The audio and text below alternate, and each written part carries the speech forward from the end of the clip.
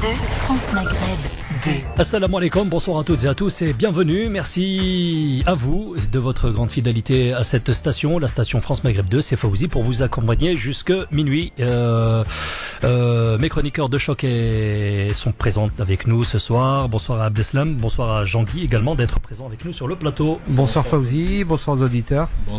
Bonsoir Fawzi, bonsoir à tous les auditeurs et toutes les auditrices. Merci à toi Jean-Guy d'être venu ce soir également. Je sais que tu as un planning chargé et je vous ai demandé de venir s'il vous plaît pour m'aider à parler politique ce soir puisque nous aurons des intervenants politiques. On va parler des législatives algériennes dans un premier temps avec une candidate qui nous attend, qu'on va aller chercher d'ici quelques secondes au téléphone, et puis un candidat qui lui se présente aux législatives françaises. Il s'agit de Mehdi qui viendra nous parler de son mouvement EELV. Ils sont en route, ils vont venir nous rejoindre et on sera rejoint également par Sabrina, une amie aussi de la maison. En tout cas, si vous voulez participer au débat, bien n'hésitez pas, on vous fera la possibilité d'ouvrir le standard ce soir exceptionnellement, étant donné que nous sommes au lendemain des élections du premier tour en fait, et ça a été plutôt rigolo et plutôt prévisible ou imprévisible. On verra ça avec vous tout au long de la soirée. Pour l'instant, on va aller du côté du standard récupérer Fella Meslem, qui est une candidate algérienne aux élections législatives algériennes, et elle représente la famille politique TAJ. T-A-J. Fella, bonsoir et bienvenue. Fella, bonsoir et bienvenue. Merci, bonsoir, salam alaikum. Azul Filaoun.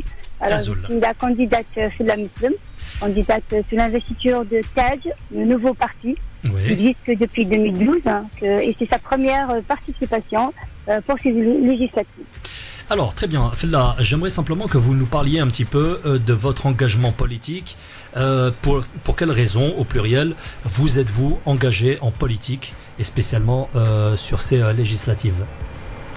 Alors, mon engagement politique, il commence depuis des années, depuis quelques années. Maintenant, j'avais commencé en tant que actionnaire, enfin, je veux dire, par rapport aux associations. Et j'ai bien réfléchi avant de m'engager parce qu'un engagement politique, c'est une responsabilité. Vu qu'on a deux candidats sortants, des députés, malheureusement, on ne va pas critiquer aujourd'hui leur bilan et j'attends les résultats. C'est que ces députés, nos Algériens, notre communauté ne les connaît pas. La plupart de nos Algériens qui je côtoie, avec qui j'ai eu des actions sur le terrain, ils m'ont dit on ne savait même pas qu'on a un député qui nous représente. Et de là, je me suis dit pourquoi être spectatrice et pourquoi pas actrice. Voilà, mon engagement, il vient de là. Je connais tous les doléances de notre communauté et c'est ça qui m'a permis, et que avec une réflexion très très bien réfléchie, de m'engager. Et j'ai fait pas mal de formations politiques d'autres partis. Et ce parti TAJ, il le représente Dr Maroul. Celui-là, ce parti représente mes attentes. Il répond plutôt à mes attentes concernant tous les problématiques que rencontre cette communauté ici en France. Alors, très bien, je vous entends bien, Fella Meslem, candidate aux élections législatives algériennes pour la liste TAJ. Vous nous avez parlé de votre engagement et c'est très bien. Maintenant, est-ce que vous pouvez nous parler des grandes lignes de votre programme? Sur quel axe vous avez choisi d'installer le débat? Alors, certainement qu'il y en a des grandes lignes, c'est un grand chantier que l'élu, c'est un grand qui l'attend l'élu. Je vais parler de 5 grands chantiers, 5 grands axes concernant mon programme, qui commencent bien sûr, à chaque fois on a les mêmes doléances qui se répètent à chaque élection. Aujourd'hui, on va mettre le point sur, que ce soit la billetterie, que ce soit sur l'accès à l'administration au niveau des consulats. Certes, aujourd'hui, les consulats, ils sont plus accessibles, et quand on les considère, on commence à considérer notre communauté dignement. Et ça, c'est déjà un pas, parce qu'il n'y a pas que les négatifs. Et dans mon programme également, le programme de TAJ, qu'est-ce qui propose? La faciliter également la liberté d'entreprendre et d'investir des Algériens vivant à l'étranger par la création d'une banque partenaire. C'est-à-dire, pourquoi? On voit bien que les Marocains, ils ont une banque en France, et nous, les Algériens, avec tous les moyens qu'on a, une cagnotte et la richesse qu'on a, on n'arrive pas à instaurer ou installer une banque qui a été promise par le député sortant. Et jusqu'à aujourd'hui, on n'a pas. Nous, les Algériens, quand on se déplace en Algérie, on prend notre argent dans notre poche. Alors qu'on pouvait avoir une banque et ça sert à l'économie algérienne également. Hein? Évidemment, évidemment. Oui, Quand vous êtes sur le terrain, en tant que femme, est-ce que vous avez plutôt des facilités de contact ou alors plutôt des difficultés?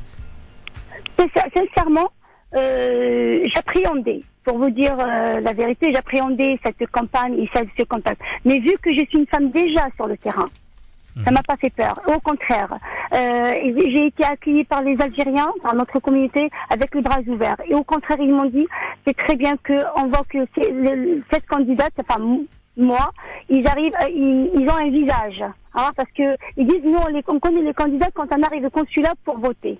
C'est là on voit les photos. Ouais. Ouais. Et je vous parle surtout la banlieue. Il y a Paris, il y a la banlieue, il n'y a pas que la capitale. Les Algériens, on a une forte communauté algérienne qui vote de Corbeil, Essonne.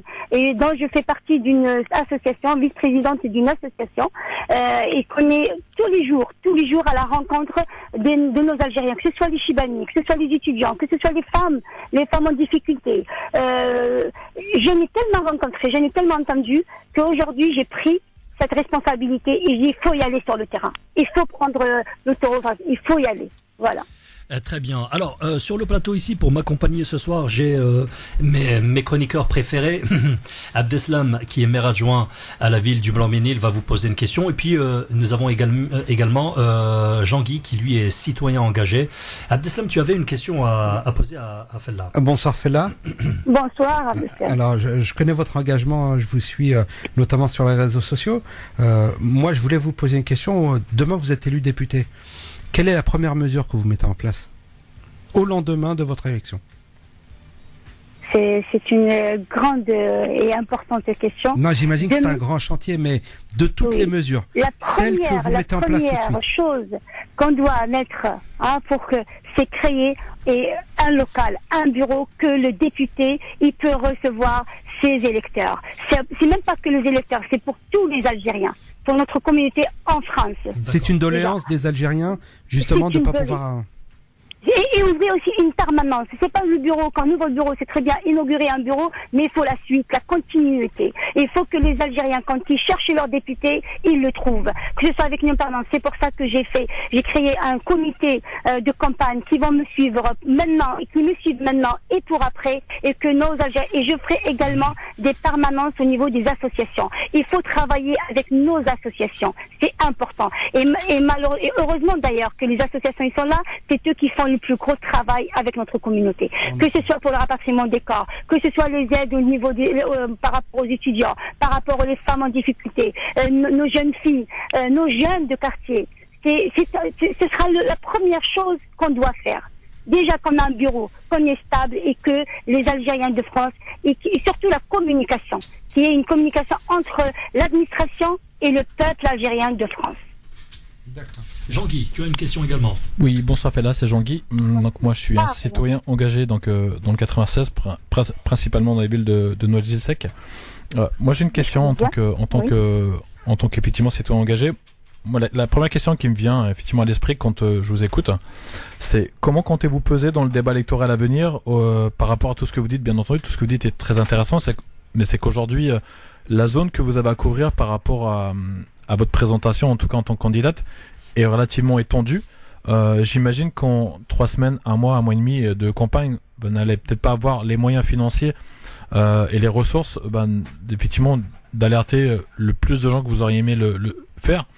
Moi, je m'interroge juste aujourd'hui sur votre motivation et sur les raisons qui motivent ce choix aujourd'hui de se porter candidate, même si vous en avez en partie évoqué quelques mots il y a quelques instants, mais juste comment comptez-vous peser dans le débat électoral à venir, en considérant que, bien entendu, il va y avoir un certain nombre de candidats et au regard de tout ça, c'est pas forcément évident de se positionner, même si effectivement le choix que vous faites aujourd'hui est un choix qui est tout à votre honneur et qui est un choix effectivement qu'il faut faire en tant que citoyen, militant engagé. Merci.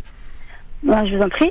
Revenons à votre question, comment on compte peser comment on faisait aujourd'hui, c'est Madame Salam Islam, la candidate au parti TED. Si j'ai choisi ce parti TED, qui est Rassemblement Espoir Algérien, de Dr Maroul, c'est parce que je sais que ce parti, il va répondre à nos attentes. Ce parti lui-même, c'est un grand parti, même s'il est nouveau, même s'il n'existe que ça fait 5 ans, on voit bien que sur le national déjà en Algérie, il a des candidats dans les 52 wilayas. Et par rapport à comment nous on va peser, n'oublions pas que Dr Raoul était un ancien ministre des travaux publics et transports, ministre de la culture et aujourd'hui un sénateur. C'est un président d'un parti qui connaît le terrain, d'accord. Et on compte peser par rapport à nos sièges qu'on va demain acquérir. C'est pour ça que moi je suis optimiste et je me bats jusqu'au dernier jour et dernier moment de moi. Et peser, c'est Dr Maroul, il pèsera Inch'Allah. Et notre TED, il va apporter les réponses que nos citoyens qu'ils attendent depuis 5 ans, qu'il n'y a rien n'a été fait, malheureusement. Alors, pour revenir un petit peu sur votre candidature, vous êtes candidate donc sur la zone Nord France, c'est la zone 1. Oui. Et une question comme ça, juste en passant, pourquoi est-ce que vous avez choisi d'épouser les thèses ou alors le programme de TEJ? Qu'est-ce qui vous a séduit dans ce parti? Ce qui m'a séduit dans ce parti, c'est un parti qui aspire à rassembler tous les courants de pensée qui traversent la société algérienne en vue de la réalisation d'un seul objectif, c'est faire de l'Algérie un pays prospère et fraternel. Et c'est un parti, honnêtement, il a donné la priorité à la femme et à la jeunesse. Enfin, on a un parti qui a compris que c'est la jeunesse, l'avenir de demain de l'Algérie. Et c'est la femme. Il n'a pas pris la femme juste pour la parité ou juste pour la mettre sur le papier, homme-femme, ou pour, comme on dit, pour faire la belle. Hein, excusez-moi du terme. Au contraire, il a compris que, d'ailleurs, notre victoire au niveau de la liberté de l'Algérie, c'est la femme qui a commencé, qui a l'aide à la femme. Et en raison, comme j'ai vu la valeur excusez-moi, le mot c'est tellement émotionnel que j'ai plus de mots. Ce parti, il répond à mes attentes aujourd'hui. À mes attentes et pas qu'à mes attentes, c'est aux attentes des doléances de nos Algériens de France. Oui, bien sûr. Et voilà. C'est pour cette raison. J'ai eu une question hier, on m'a posé une question, excusez-moi, je reviens sur ce. Comment ça, c'est une femme comme vous? Elle a atterri dans un parti islamiste. Je le refuse et je le confirme. C'est pas un parti islamiste. Regardez, rien qu'à me regarder. Je suis pas une femme voilée. J'ai rien contre. On est ouvert. C'est un parti rassembleur. C'est un parti de tout le monde, de tous les Algériens. Que ce soit jeunes, femmes, vieux, tout le monde. On est là pour nos Algériens. Alors, pour rassembler. Oui, vous avez raison. Donc alors le mot qu'il faut retenir de votre programme et de votre intervention pour l'instant, c'est rassembler et répondre aux attentes des Algériens. Alors une autre question aussi concernant les Chibani. C'est un dossier que vous maîtrisez bien parce que je vous ai rencontré, vous m'en avez parlé. C'est vraiment quelque chose qui vous tient à cœur. Alors est-ce que vous pouviez, si vous pouvez, nous éclaircir un petit peu plus sur la question des Chibani? Tout à fait. C'est un dossier que je suis depuis plusieurs années, autant membre d'une association, on fait des actions au niveau des foyers pour les Chibani, que je rends visite à chaque fois que je peux, et surtout dans la période de Ramadan, l'Aïd. Les Chibani sont dans une situation très précaire, et ce qui m'a fait très mal au cœur, c'est que je vois ces Chibani qui nous ont ramené la victoire. Oui. Et qu'aujourd'hui, ici, ils vivent avec une retraite minable, d'accord, et qu'ils veulent retourner en Algérie. Pas pour s'installer, mais au moins pour rendre visite à leur famille ou à leur pays. Avec une retraite de 400 ou 600 euros. Avec un billet Air Algérie qui coûte 600 euros, période estivale, juillet, août, ou même pendant le Ramadan. Alors que nous, les musulmans, on dit c'est le Rahim. C'est le Rahim, et alors qu'on n'arrive même pas à baisser, à faire des prix pour nos Chibani qui ont plus de 60 ans, pour les familles nombreuses, pour les gens handicapés. Pourquoi ces Chibani aujourd'hui, ils ont besoin de quoi? D'être considérés. C'est Romal Baraka. Excusez-moi, je le dis en français. C'est eux grâce à eux qu'on est là aujourd'hui. C'est ça mon engagement. Au niveau du Chibani, d'ailleurs, il faut créer un écrivain public. Hein. Même s'il existe des assistants sociaux au niveau des consulats, au niveau des associations, il faut qu'on bouge au niveau des problèmes des Chibani. Il y en a qui ont un héritage, qui savent pas comment régler leurs papiers. Et quand ils vont au consulat, là, il y a 2 jours, j'ai été leur rendre visite, ils me disent, oh là, ne m'en parlez pas, pour voter, hein. Ils me disent, oh, surtout pas le consulat, ne m'en parlez pas de consulat. Et pourquoi? Parce qu'ils sont traumatisés par l'accueil. Aujourd'hui, alhamdoulilah, les choses sont arrangées, on peut encore faire mieux, mais on a du boulot. Le chemin, il est long, mais je pense avec la volonté et avec notre détermination. Nous, les jeunes, et je parle pas, moi, demain, même s'il y a un autre parti qui gagnera, je veux bien gagner, bien sûr, mais il faut qu'on soit solidaire, il faut qu'on s'entraide, il faut qu'on soit unis derrière ce député et qu'on fasse bouger les lignes. Il faut qu'on ouvre la concurrence au niveau des lignes aériennes. Il y a des choses à faire. Aujourd'hui, je ne peux pas tout vous dévoiler. Puisque vous dites qu'il y a des choses à faire, est-ce qu'on pourrait savoir un petit peu votre point de vue et éventuellement votre cap? Le cap que vous avez choisi concernant ces jeunes qui sont d'origine algérienne et qui veulent investir en Algérie, soit en créant des sociétés, soit en allant faire de l'agriculture, parce que c'est très à la mode. Est-ce qu'on pourrait compter sur un député ou un représentant de la communauté algérienne en France pour justement faciliter les démarches, soit pour s'installer, soit pour faire du business? Ça, c'est un point très essentiel qui figure d'ailleurs dans notre programme concernant nos entrepreneurs, nos jeunes entrepreneurs algériens pour qu'ils puissent retourner dans leur pays. Déjà, il faut créer un partenariat. Il faut déjà attirer cette jeunesse vers son pays. Il faut lui faciliter l'administration. C'est administration, le niveau des dossiers, au niveau de la paperasse, et c'est ça qui coince aujourd'hui. C'est ça qui coince nos jeunes pour retourner dans leur pays. On a des talents. Il faut considérer, il faut valoriser cette jeunesse, ces talents montants. Il faut les valoriser. Mais vous, qu'est-ce que vous allez pouvoir faire en tant que député, éventuellement? En tant que député, c'est apporter des amendements au niveau du Parlement. C'est défendre leurs droits.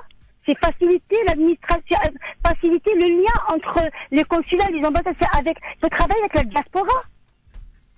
Très bien. Fella, je vais vous laisser le mot de la fin. Il vous reste 1 minute pour dire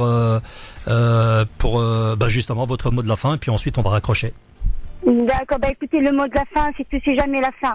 Je veux dire aux Algériens de France, il faut rester soudés, il faut rester unis, et il faut aussi ayez confiance dans nos politiques, ayez confiance dans la jeunesse, ayez confiance dans nos femmes aujourd'hui, et je serai là jusqu'au bout, je serai là pour vous et pour les Algériens de là-bas aussi. Je compte sur vous pour aller voter. On a des droits, on a des devoirs, il faut y aller voter pour s'exprimer. Comme ça, on peut défendre on peut vous défendre au-delà de la Méditerranée. Voilà ce que je veux dire. Votez TEJ 18. Si demain, le 29 et le 30 et le 4 mai au consulat. Votez TEJ 18 pour Fella, pour TEJ et pour toute mon équipe, ma liste électorale. D'accord. Voilà.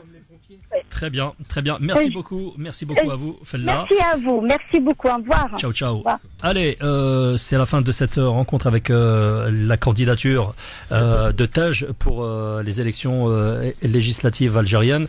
Dans quelques instants, on va parler encore législatives, mais cette fois les législatives françaises qui vont se dérouler dans quelques semaines, en juin 2017. Donc, soyez au rendez-vous. Dans quelques instants, nous allons recevoir le candidat de EELV, Europe Écologie Les Verts. Il s'agit de Mehdi Belabas, qu'on retrouvera d'ici quelques secondes. Pub, musique, et on revient derrière. Et pour ceux qui ne le savent pas encore, cette émission, il y a des soirs comme ça, organise son dîner le 12 mai prochain à partir de 19h. Vous êtes conviés évidemment si vous voulez participer à cette rencontre. En fait, le principe de ce dîner, c'est de faire rencontrer tous les invités qui sont passés dans cette émission et vous les faire rencontrer tous les uns les autres avec chacun sa particularité, son originalité, ses projets, etc., etc. Donc pour vous, ça sera l'occasion de nouer des contacts, de faire des rencontres intéressantes et puis pourquoi pas également faire du business ou alors trouver des partenaires politiques, etc., etc. Voilà, donc alors le rendez-vous c'est le 12 mai prochain, ça sera vendredi et ça sera aux alentours de 19h dans une ambiance très très oriental avec un dîner à la clé. Donc n'hésitez pas à vous inscrire sur le Wiz Event de l'émission. Il y a des soirs comme ça. Voilà. Et également, vous pouvez nous envoyer des messages privés sur ma page Facebook ou sur la page Facebook de Il y a des soirs comme ça. Allez, je vous l'avais déjà annoncé tout à l'heure. Nous allons parler des législatives françaises qui se dérouleront en juin, d'ici quelques semaines, et nous avons le plaisir ce soir de recevoir sur le plateau Mehdi Belabas, qui est donc candidat aux législatives, il est tête de liste sur la liste Europe Écologie Les Verts. Alors nous avons conservé nos chroniqueurs, Jean-Guy qui est toujours avec nous, citoyen engagé. Bonsoir Fosé, bonsoir aux auditeurs, bonsoir Mehdi, bonsoir Sabrina. Et nous avons également Abdeslam Itache, maire adjoint à la ville du Blanc-Mesnil. Bonsoir. Bonsoir, toujours fidèle au poste. Et nous avons récupéré Sabrina Sebaï qui elle est élue sur la mairie d'Ivry. Voilà. Bonsoir. Dans le 94. Bonsoir à toi et bienvenue. Et Mehdi Belabas, donc tête de liste EELV pour les élections législatives. Bonsoir et bienvenue. Bonsoir, bonsoir. Merci de m'accueillir sur votre antenne. Alors, on va te cuisiner aux petits oignons. Tranquillou. Vous pouvez les uns et les autres poser des questions quand vous voulez. Quelle est la nature donc de votre engagement politique à la base, dès le départ? À la base, moi, je suis comme beaucoup de jeunes de banlieue. Je suis un militant associatif. Au travers de plusieurs associations dans mon quartier, dans ma cité. Ça a été la base de mon engagement politique. Quand j'avais 18 ans, avec deux copains, on a monté une association qu'on a appelée Citoyens à part entière, qui existe toujours, et dont l'objectif c'était, on était étudiants, on s'est dit on va donner un coup de main aux petits jeunes de notre cité à faire leurs devoirs, et donc on a commencé comme ça, par du soutien scolaire, envers les petits jeunes de notre quartier. Et puis après, de fil en aiguille, les jeunes nous ont dit ouais, mais le dimanche on s'ennuie un peu dans le quartier, Mehdi, qu'est-ce qu'on peut faire et tout. Je suis allé négocier avec le maire à l'époque pour obtenir l'accès du gymnase du quartier tous les dimanches pour pouvoir faire du foot en salle, des activités. Pas mal. Voilà, et puis de fil en aiguille, l'association a pris de l'ampleur, puis on a commencé à faire des séjours de solidarité au Mali, au Brésil. On a monté des actions comme ça, des fêtes de fin d'année, beaucoup d'activités avec les jeunes et les familles du quartier. Et puis aussi un côté un peu plus revendicatif, beaucoup de bagarres pour le cadre de vie, parce qu'on habitait malheureusement, comme beaucoup de cités HLM, des immeubles qui étaient dégradés, mal entretenus, insalubres aussi. Pas insalubres, mais qui avaient mal vieilli. Des immeubles des années 50, 60, des grandes barres d'immeubles, plus de 500 logements sur notre cité. Et ça nécessitait d'y intervenir assez lourdement, et la qualité de vie des gens se dégradait. On est en bordure d'une voie ferrée, donc il y avait des nuisances sonores. Donc il y avait aussi cette problématique-là, et nous on se bagarrait aussi avec la mairie, avec les élus communistes de la cité, parce que c'est une ville communiste historiquement chez nous à Ivry-sur-Seine. On se bagarre avec eux pour leur dire non, nous aussi on a le droit d'avoir une qualité de vie, que l'ascenseur il soit bien entretenu, que les couloirs ils soient nettoyés, puis en plus on s'occupait des jeunes du quartier pour faire de la médiation, pour faire plein de choses comme ça. Alors ensuite il y a un engagement écologique. Ouais. D'où c'est venu? Alors c'est venu plus tard, même si je pense que j'avais déjà la fibre. J'avais déjà une conscience un petit peu, mais c'est lié. D'abord, on a commencé par s'intéresser à la politique avec les gars du milieu associatif. Et on a porté à Ivry la première liste autonome citoyenne des quartiers, comme dans beaucoup d'endroits ça s'est fait. Voilà. En 2001, on a monté une liste qui s'appelait Convergence citoyenne ivrienne. Voilà. CCI qui existe encore d'ailleurs, et qui a toujours 2 conseillers municipaux à Ivry, et donc on a porté cette première liste, et là ça a été très dur. Ça a été la confrontation avec le milieu politique quand on est un jeune. Moi j'avais 21 ans, ça a été assez rude, parce que on réalise que c'est un milieu on prend des coups et on réalise ce que c'est que la politique. On a pris beaucoup de coups dès 2001, parce qu'on nous a dit mais attendez, pourquoi vous vous mobilisez contre la municipalité? On s'est occupé de vous, on s'est occupé de vos parents, on vous a donné à manger. Je dis, personne nous a donné à manger, nos parents ils ont travaillé, tout ce qu'on a on le mérite. Et puis il y avait cette idée qu'on n'avait pas le droit de contester. Et puis tant qu'on restait dans un rôle d'animateur social dans les quartiers, voilà, tant qu'on s'occupait de donner des ballons de foot aux gamins, tiens tenez, on va vous donner des micros, faites du rap. Donc on voulait vous donner un rôle. Voilà, atelier hip-hop et futsal, ça posait pas de problème à nos responsables politiques locaux.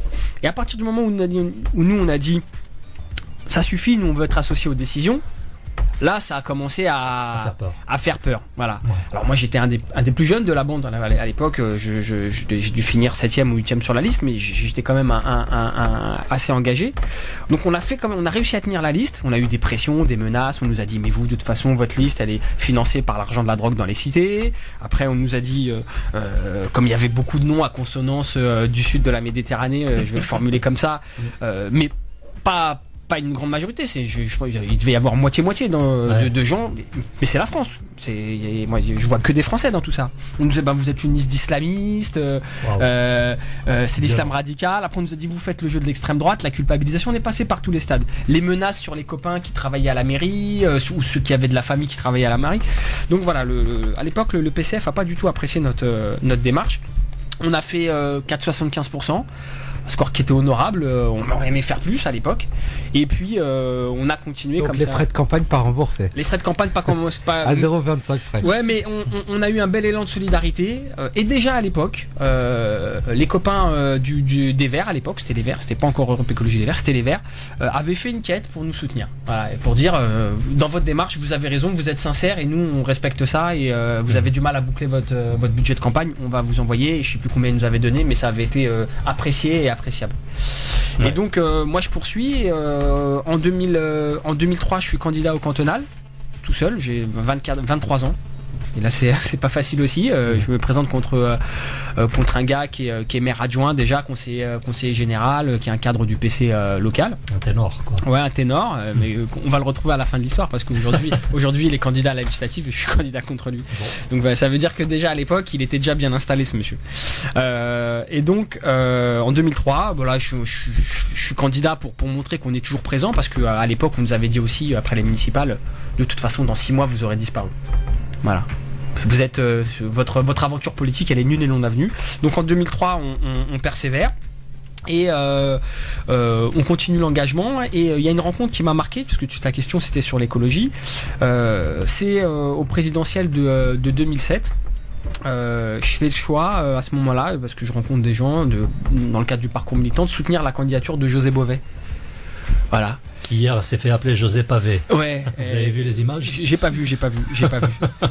Et donc à ce moment-là, moi, comment je m'identifie à José, mais j'étais pas le seul à l'époque. Il y avait des copains du mouvement immigration banlieue. Ouais. On avait monté un collectif autour de José qui s'appelait les banlieues avec José Bové. C'était l'idée que c'était un mec qui était capable d'aller en prison pour ses idées. C'était l'idée que c'était un citoyen. Comme tout le monde, il était affilié à aucun parti, c'était un syndicaliste, il était paysan. Puis le mec il s'intéressait aussi un petit peu à nos histoires, à ce qu'on lui racontait de nos cités. Et donc je me suis engagé derrière lui. Et puis du coup sur Ivry, il a fait un bon score relativement par rapport à son score national. Il fait un peu plus de 3% ou quoi que ce soit sur la commune. Et c'est nous qui faisons la campagne, donc c'est remarqué. Et donc en 2008. Le maire, nous on se préparait à monter une nouvelle liste au municipal. Et le maire m'a sollicité pour intégrer l'équipe municipale en tant que maire adjoint. Et à l'époque, j'ai commencé comme ça. J'étais maire adjoint issu du milieu associatif. Voilà, et j'ai rejoint les Verts après, au moment des régionales de 2010, au moment où il y avait la dynamique Europe Écologie et les Verts qui se lançaient avec Danny Cohn-Bendit, à nouveau José Bové. Voilà, parce que quand j'ai vu ce que José faisait, j'ai dit bon, c'est un gars pour qui j'ai de l'estime, j'ai du respect. Donc à l'époque, il n'avait pas démonté un McDo aussi. Si, mais c'était avant. Il avait été incarcéré pour ça. Ouais. Oui, il a été incarcéré. Ouais. Donc il avait fauché des champs d'OGM. Et en sortant, il a dit qu'il était prêt à le refaire. Voilà. C'est un gars qui a des convictions, et moi en tous les cas je respecte son parcours, et les mecs comme lui qui ont des convictions. Donc en 2010, moi ça fait 2 ans que je suis maire adjoint, je me rends compte que c'est pas facile d'être maire adjoint dans une municipalité coco, je suis tout seul, j'ai pas de groupe politique avec moi, j'ai pas de collaborateurs, j'ai pas de moyens, je sais pas comment la boutique elle tourne. Je m'appuie beaucoup sur les copains à l'extérieur et sur les élus qui veulent bien me donner un peu d'informations, un peu d'expérience, et à nouveau je recroise le chemin des Verts, et c'est avec les Verts qui sont à l'intérieur et qui sont un peu constitués. Ils ont 5 ou 6 élus et qui se bagarrent aussi pour, même s'ils sont dans la majorité municipale, pour faire valoir un certain nombre de choses. On se trouve bien, on se rencontre, et là il y a les convergences qui se font, et c'est eux qui me proposent, ils viennent me voir et ils me proposent d'intégrer la liste au régional comme personnalité de la société civile. Très bien, Abdeslam. Ouais, moi je t'écoutais justement sur le parcours dans lequel je me reconnais aussi par rapport à l'engagement dans le tissu associatif, et Et chez vous, en tout cas, le maire en place a pris pleinement conscience justement du fait qu'il faille intégrer des gens qui sont sur les listes citoyennes. Ce qu'à Blanc-Ménil, on n'a pas fait. Et nous, pour le coup, ils voulaient absolument pas de nous. Et on a retourné la table. Et 83 ans après, ça a été 83 ans communiste. Et on avait basculé la ville parce que justement, ils étaient dans le déni, contrairement à Ivry-sur-Seine, où justement ils ont laissé une part pour les listes citoyennes. Donc c'était plutôt déjà plutôt positif, en tout cas de vous avoir laissé cette place. Et moi je pense que inéluctablement, à un moment ou à un autre, vous auriez pris votre place, bien gré mal gré. Donc les choses se font. Et aujourd'hui, ces exemples-là, et moi j'admire ton parcours, votre parcours, parce que de toute façon, aujourd'hui, on est, quand je dis on, c'est un on informel. Hein. Je parle pas de moi ou que de moi, mais on est un exemple pour les jeunes et il faut leur dire absolument que d'abord ils ont des élus. Et que il faut absolument qu'ils s'investissent dans la politique. On le voit bien aujourd'hui avec les exemples qu'on a de gens qui s'en sont mis plein les poches. Je ne citerai personne et qui donnent une mauvaise image de la politique. Et le problème, c'est qu'aujourd'hui, on a une défiance à l'égard des politiques, mais il faut aussi expliquer aux jeunes qu'il y a aussi des élus intègres qui font le boulot, qui mouillent le maillot et qui font avancer les choses. Et qu'il faut rendre les lettres de noblesse aux gens qui s'investissent. Comme toi, Mehdi, parce que je te connais depuis un moment et je connais ton engagement. T'es à 100 à l'heure. Je te vois, à chaque fois que je te parle, tu me parles de projet. Donc, en tout cas, moi, t'as tout mon soutien. Mehdi, juste pour rejoindre un petit peu ce que disait Abdeslam, est-ce que tu n'as pas l'impression parfois de perdre beaucoup d'énergie dans des projets que tu souhaites voir aboutir? Est-ce que c'est vraiment pompeur d'énergie? C'est surtout que tu travailles avec une autre couleur politique aussi. Oui, bien sûr. Et puis moi, je suis un engagement militant, quel qu'il soit, ça prend du temps et c'est du temps souvent qu'on sacrifie à sa famille. Moi, je suis un jeune papa, j'ai 2 enfants qui ont 6 et 4 ans et là, tu vois, je suis là ce soir pour parler de politique avec toi, mais je suis parti, je les ai laissés, c'est pas moi qui les ai couchés, c'est madame. Oui. C'est aussi ces sacrifices-là. Donc oui, c'est pas simple comme engagement. Moi, je fais également le choix, en plus de tout ça, de garder une activité salariée. Moi, je suis pas élu à plein temps. C'est pas mon métier d'être élu. C'est pas un métier, c'est une fonction élective que j'assume dans l'intérêt général pour la collectivité. Moi, mon métier, je suis éducateur du ministère de la Justice. Je travaille au tribunal pour enfants de Bobigny avec les mineurs délinquants en Seine-Saint-Denis. Donc, Abdeslam, il connaît bien le coin. C'est ça mon vrai métier. Moi, mon métier, c'est de travailler avec les gamins. Je suis fonctionnaire d'État et je délègue une partie de mon temps à la collectivité. Alors ouais, ça fait des grosses semaines, on travaille beaucoup, puis on essaye surtout d'être utile aux nôtres. Quand je dis aux nôtres, c'est aux gens de notre quartier, de nos quartiers, aux habitants de nos villes. Parce que on a besoin de solidarité, on a besoin de soutien, on a besoin de construire des dynamiques. Il manque tellement de choses, on a tellement de lacunes dans nos quartiers qu'il faut bouger. Ouais, moi je suis là pour ça. Et je voudrais rajouter un petit truc aussi sur la dimension quand moi j'ai été élu sur ma ville par rapport à ce que racontait Abdeslam d'assez similaire. Moi, quand je suis élu en 2008, j'ai 28 ans. Donc, je suis un élu assez jeune. Je suis maire adjoint en charge de la santé à l'époque, de la prévention et du handicap. Et c'était pas le but de ma démarche, mais je suis quand même le premier maire adjoint d'une ville issue de l'immigration maghrébine. C'est pas rien. C'est pas rien. Ça reste un symbole fort. Alors aujourd'hui, au conseil municipal d'Ivry, la diversité, comme on dit, j'aime pas ce terme-là, mais ça renvoie à une réalité qui est compréhensible pour tout le monde. Aujourd'hui, la diversité au conseil municipal d'Ivry, elle est présente, elle est en force. Voilà, c'est quand tu vas au conseil municipal, t'as vraiment le sentiment que c'est comme si t'étais dans la rue ou dans le bus ou dans le RER ou à Carrefour, tu fais tes courses, tu rencontres des gens de partout, quoi. Et ça, à l'époque, non. On avait un conseil municipal à Ivry qui n'était pas représentatif de la société. Avant la parité, caucasien, blanc. T'avais quelques conseillers municipaux, qui étaient soit des très jeunes, mais on leur donnait jamais de responsabilité. Et moi, c'est ce que j'avais dit à l'époque au maire, à Pierre Gosnac, qui l'a bien compris. Je lui dis, moi, Pierre, je veux bien participer à ta liste d'union de la gauche, mais à la condition d'être partie prenante des décisions et pas être un faire-valoir, un porteur de voix. Exactement, ouais. Jean-Guy. Oui, tout d'abord, moi, je tiens, Mehdi, moi, à te féliciter. Je crois qu'on s'est déjà rencontrés il y a quelques mois sur une projection vidéo qui mettait en avant justement les jeunes de nos quartiers, principalement effectivement d'Île-de-France. En tout cas, je tiens à te féliciter pour ton parcours et que moi, Merci beaucoup, à titre personnel, je trouve très intéressant et très motivant. En tout cas, c'est le témoin qu'aujourd'hui, bon, tu as réussi, mais d'autres pourraient aussi réussir. Bien sûr. Et donc, tout est une question pour moi de volonté, de persévérance et de détermination. Au regard de ton parcours, tu l'as bien rappelé, que rien n'est facile, que seul on peut vite avancer, mais tous ensemble, si on veut aller plus loin, il faut pouvoir s'unir et s'allier effectivement des gens dans lesquels on peut se retrouver. Aujourd'hui, je pense que la politique est victime effectivement des médias, principalement, où on revoit sans cesse les mêmes personnalités politiques au pouvoir nous raconter après des échecs électoraux permanents qu'en gros ils peuvent refaire le monde, nous proposer à nouveau des contrats, mais des contrats qui ne tiennent pas la route. Donc aujourd'hui on a besoin de personnalités nouvelles, t'en es l'incarnation. Tu es loin d'être le seul, mais en tout cas je trouve intéressant aujourd'hui de pouvoir t'entendre, de pouvoir expliquer le parcours qu'elle tient. Et aujourd'hui on a de la chance en tout cas de pouvoir compter sur des personnes comme toi, en tout cas en Ile-de-France, pour mettre en avant cette démarche en tout cas citoyenne, engagée, en tout cas de longtemps.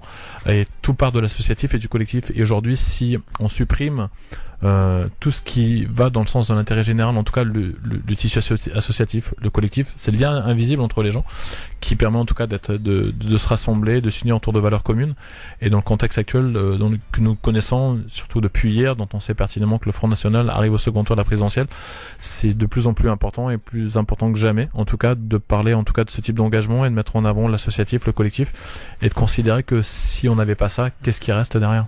Qu'est-ce qui reste derrière pour en tout cas sauver en tout cas le beau pays dans lequel on vit? La difficulté, Jean-Guy, t'as tout à fait raison. L'union fait la force, mais souvent nous aussi on dit que l'union est un combat. L'union est un combat. Et dans nos quartiers particulièrement, on a beaucoup de mal à agrémenter les énergies, à construire du commun, à construire un idéal, parce que on est fractionné, parce qu'il y a des difficultés, parce que des ambitions personnelles aussi. Il y a des ambitions personnelles qui peuvent être plus ou moins contrariées, et voilà. Et tu sais, parce que là je vous raconte tout ce que j'ai fait, mais j'ai suivi beaucoup de choses. J'ai participé, j'ai été un des signataires de l'appel des indigènes. J'ai vu comment c'est parti. J'ai participé à la coordination nationale des indigènes. J'ai suivi la création de la FAS, de la fédération alternative, avec José, toujours. Avant d'en arriver à une adhésion pleine à un parti, j'ai essayé de voir dans les mouvements alternatifs. J'ai plein de copains qui sont au Forum social des quartiers populaires. Je pense à Saïd Bouamama, ou à Farid Benahi, à plein de militants comme ça.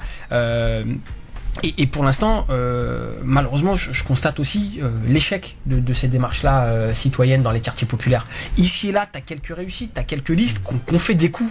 À Grigny, les copains motivés, Salah, tout ça, ils ont fait des beaux scores à Toulouse, tout ça. Mais fondamentalement, il n'y en a aucun qui a réussi. On n'a jamais gagné une ville, et on n'a jamais gagné une élection sur ces démarches-là. Donc ça veut dire que on a quand même, alors qu'on a un poids politique qui est extrêmement important. Et ça tient à quoi alors, d'après toi, cet échec? Parce que je pense fondamentalement, avec un peu de recul, que tous nos mouvements là qu'on a retrouvés, on a tous été marcher pour la dignité là il y a pas longtemps, ou qu'on retrouve aussi beaucoup dans les manifestations pour la Palestine, pour quand il y a sur les violences policières. Ces revendications qui sont justes, ça ne fait pas un programme politique. Voilà. Et les gens, les citoyens lambda dans ton quartier, ils attendent surtout que tu améliores leur quotidien. Certes, ça les touche. Que tu sois contre les violences policières avec eux, que tu milites pour la Palestine, que tu milites pour plus de transparence dans la politique, mais ils veulent aussi que tu apportes des solutions concrètes à leurs problèmes quotidiens. Il faut leur proposer un idéal de l'imaginaire, de l'avenir. Voilà, il faut construire du politique. Penser global, agir local. C'est la doxa des altermondialistes que les écologistes reprennent aussi. Oui, c'est tout à fait ça. Et ça se touche aussi qu'aujourd'hui, c'est que les politiques d'aujourd'hui, de tous bords d'ailleurs, sans prendre nécessairement de parti pris, c'est qu'ils sont complètement déconnectés de la réalité. Si on leur pose la question tout simplement quel est le coût aujourd'hui d'une baguette de pain ou d'un ticket de métro, ils sont incapables de répondre la majorité du temps. Donc aujourd'hui, je pense que ce qui me semble important, on regarde la situation, et c'est pas d'aujourd'hui que ça doit être le cas, et ça devrait être le cas, c'est de pouvoir réinvestir le terrain. Gagner du terrain et aller à la rencontre des jeunes de nos quartiers, ils sont bourrés de talent la majorité du temps. Et on prend le temps de les écouter, de les mettre en avant, et donc dans ce cas-là, on est plus sur une démarche globale de stigmatisation, de préjugés, plutôt qu'une démarche de valorisation des talents que l'on peut avoir dans nos quartiers. Est-ce que, une autre question qui va dans le sens de ce que tu disais, est-ce que dès lors qu'un mouvement assez ambitieux, sérieux s'installe dans un quartier ou dans une ville, est-ce que tu penses qu'à un moment donné, il y a une coordination pour que les élus qui sont en place, qui ne veulent pas avoir de concurrence immergée, récupèrent des gens de ce groupe et essayent de les détourner, de leur proposer des postes, etc. Parce que ça, c'est une réalité, on le voit. Hein. Malheureusement, on le voit partout, et c'est un risque. Bien évidemment, il y a toujours le risque d'avoir des copains ou des copines qui se font attraper. Ça arrive dans toutes les villes, dans tous les groupes politiques, mais même dans les partis politiques constitués. Parce que tu as toujours une force politique qui est dominante, et son boulot, c'est de chercher les failles, d'affaiblir ses éventuels concurrents. Parce que l'objectif d'un parti politique, c'est quoi, ou d'un groupe politique? C'est la conservation du pouvoir, la conquête et la conservation du pouvoir. Pérenniser le pouvoir. Ouais, exactement. Et donc, oui, ils vont chercher à attraper, alors selon les leviers du clientélisme qui sont à leur disposition, à qui je vais donner un emploi à la mairie, ou à qui je vais accorder un logement social. Voilà. Une place à la crèche. Voilà, et c'est pour ça que moi, personnellement, j'ai veillé à toujours garder une indépendance matérielle et financière. Moi, j'ai commencé, je bossais dans ma ville. J'étais animateur parce que quand j'étais étudiant, pour financer mes études, tout ça. Mais ça m'a jamais empêché de faire quoi que ce soit. Parce que j'étais candidat même quand je bossais pour la ville. Ça m'a valu une fois même d'être suspendu pendant quelques semaines. Deux, par exemple, j'ai fait dès que j'ai pu avoir les moyens, par exemple sur le logement, j'ai rendu mon logement social. Je ne leur dois rien, je ne dois rien à personne. Et demain, on peut pas te sortir de casserole, par exemple, ou de dossier. Exactement. Je ne leur dois rien. J'ai personne de ma famille qui travaille à la mairie d'Ivry. Voilà. J'ai pas de, je ne dois rien à personne. Et tant mieux. Et combien même il y a des choses, par exemple, j'ai pas eu de place en crèche, je peux te dire, voilà, et il y a même des gens qui sont venus me dire, mais Mehdi, c'est pas normal, t'as pas de place en crèche, t'es maire adjoint. Ouais. Bah, je suis comme tout le monde, j'ai fait une demande officielle, j'ai reçu une réponse négative, je suis pas allé taper des pieds, et pourtant le copain qui s'occupe des crèches, c'est un très bon copain, c'est pas grave, j'ai pris une nounou comme tout le monde, et puis voilà. Ça, c'est un exemple que je te donne. Voilà. Ça a fait. Je vais vous raconter une petite anecdote. En début d'année, là, au mois de septembre, je suis allé inscrire mon fils au conservatoire de la commune. On a un conservatoire qui a beaucoup de succès, et les places sont chères pour inscrire chaque année. Enfin, mon fils, il a 6 ans. Comme beaucoup, j'ai découvert que, en discutant avec les parents d'élèves de mon école, que si tu voulais avoir une place, il fallait se lever à 4h du matin et faire la queue à 5h du matin devant le conservatoire. Waouh. J'y suis allé, j'ai fait la queue avec eux pour que mon fils puisse avoir une place au conservatoire. Et il y a des gens qui m'ont dit, monsieur le maire, comment ça? Et puis même à la mairie, on m'a fait Mehdi, quand même, parce que je l'ai fait savoir que je faisais la queue avec les parents, parce que je trouve ça inadmissible qu'on fasse la queue. C'est-à-dire que ça veut, grosso modo, c'est-à-dire le premier est arrivé, le premier servi. Dans le service public, ça me pose toujours un problème. Bien sûr, je préférais qu'on se donne les moyens d'accueillir tous les gamins au conservatoire. C'est un autre débat, on pourra parler politique culturelle plus tard. Mais en tous les cas, c'est un exemple pour te dire que je considère que la politique, c'est être au service des gens, c'est pas... Et être aussi intègre. C'est pas servir. Comme ça. On va continuer à discuter avec Mehdi Belabas, et je vous invite, Jean-Guy, Sabrina, Abdeslam, à continuer à poser vos questions puisque vous connaissez bien le candidat ici. Je vous rappelle à vous qui nous rejoignez que nous sommes avec Mehdi Belabas, qui est candidat aux élections législatives sur le Val-de-Marne et qui est tête de liste EELV, Europe Écologie Les Verts. Il est par ailleurs aussi élu sur la commune d'Ivry-sur-Seine dans le 94. Donc n'hésitez pas, vous aussi, on va vous ouvrir le standard à partir de 23h pour poser vos questions. Chose promise, chose due, juste après la publicité, je vais jouer la version originale et intégrale du générique que vous entendez en fond, puisque Amaria le trouve sympa. On va lui passer la version avec les paroles et tout le tralala. A tout de suite. France Maghreb 2. France Maghreb 2. Sur 105.FM. Sur 105.FM à Dijon et toute sa région. France Maghreb 2. France Maghreb 2. Sur 99.4 FM. Sur 99.4 FM à Metz et toute sa région. Allez, de retour dans les studios de France Maghreb 2, vous avez eu le droit à la version originale et intégrale du générique de l'émission Il y a des soirs comme ça. Je vous rappelle, mesdames et messieurs, que le dîner de cette émission Il y a des soirs comme ça aura lieu le 12 mai prochain à partir de 19h. Réservez vos billets, envoyez-nous des messages privés sur Facebook et puis on vous répondra, on vous donnera toutes les directives à suivre pour venir participer à ce fabuleux dîner. D'ailleurs, il y aura beaucoup de monde. Ça veut dire qu'on pourra rencontrer les auditeurs. Tu pourras rencontrer quelques auditeurs qu'on invitera et puis surtout les invités qui sont passés dans l'émission. On est en plateau avec Mehdi Belabas, tête de liste sur le Val-de-Marne, sous étiquette EELV. Europe Écologie Les Verts, et nous avons également Jean-Guy avec nous, Abdeslam Mitache et Sabrina Sebaï également pour nous accompagner et poser des questions à Mehdi Belabas. Mehdi Belabas, là maintenant on va attaquer le dur du sujet concernant ta candidature Europe Écologie Les Verts. Quels sont les enjeux aujourd'hui pour EELV dans ces élections législatives en prenant en compte qu'hier Macron arrive en première position, donc il se retrouve avec quand même un léger avantage, déjà d'une part pour devenir président et puis ensuite pour obtenir une majorité à l'Assemblée. C'est de faire vivre ce courant de pensée qui est l'écologie politique aujourd'hui en France, qui risque là de disparaître de la représentation nationale pour les 5 prochaines années, parce que pour faire de l'écologie, moi j'ai toujours tendance à dire qu'il faut des écologistes, même si dans la période là où dans cette campagne électorale l'écologie elle a été au cœur des principaux programmes de la gauche, en tous les cas des forces de progrès, que ce soit Benoît Hamon ou que ce soit Jean-Luc Mélenchon. Les écologistes, on a gagné la bataille des idées au moins dans le camp du progrès. Et puis dans la droite un peu réactionnaire, tout ça, malgré tout ils sont obligés de faire avec un peu de faire un peu de greenwashing, de parler un peu d'écologie. Là ce qui me pose quand même problème avec ce candidat Macron en ce qui concerne l'écologie qui est en tête de ce premier tour, c'est que lui par contre il n'est pas écolo. C'est un candidat classique, productiviste, qui veut conserver le nucléaire, qui, dans la dernière loi sur la consommation qu'il a fait, il a mis plus de cartes diesel sur les routes, qui est pour la déréglementation. Donc, ce candidat-là, en tous les cas, et si demain il arrive à obtenir une majorité, ce qui n'est pas fait à l'Assemblée nationale, je pense que ce sera difficile, ne défendra pas en tous les cas, à mon sens, un projet ambitieux en termes d'écologie. Je pense que l'écologie, c'est un peu quand même l'avenir de notre planète, l'avenir de nos enfants, notre avenir à nous tous. Et ma candidature, elle vise à ça. Elle vise aussi à porter la voix de nos quartiers qui seront, je pense, malheureusement assez peu représentés à l'Assemblée nationale.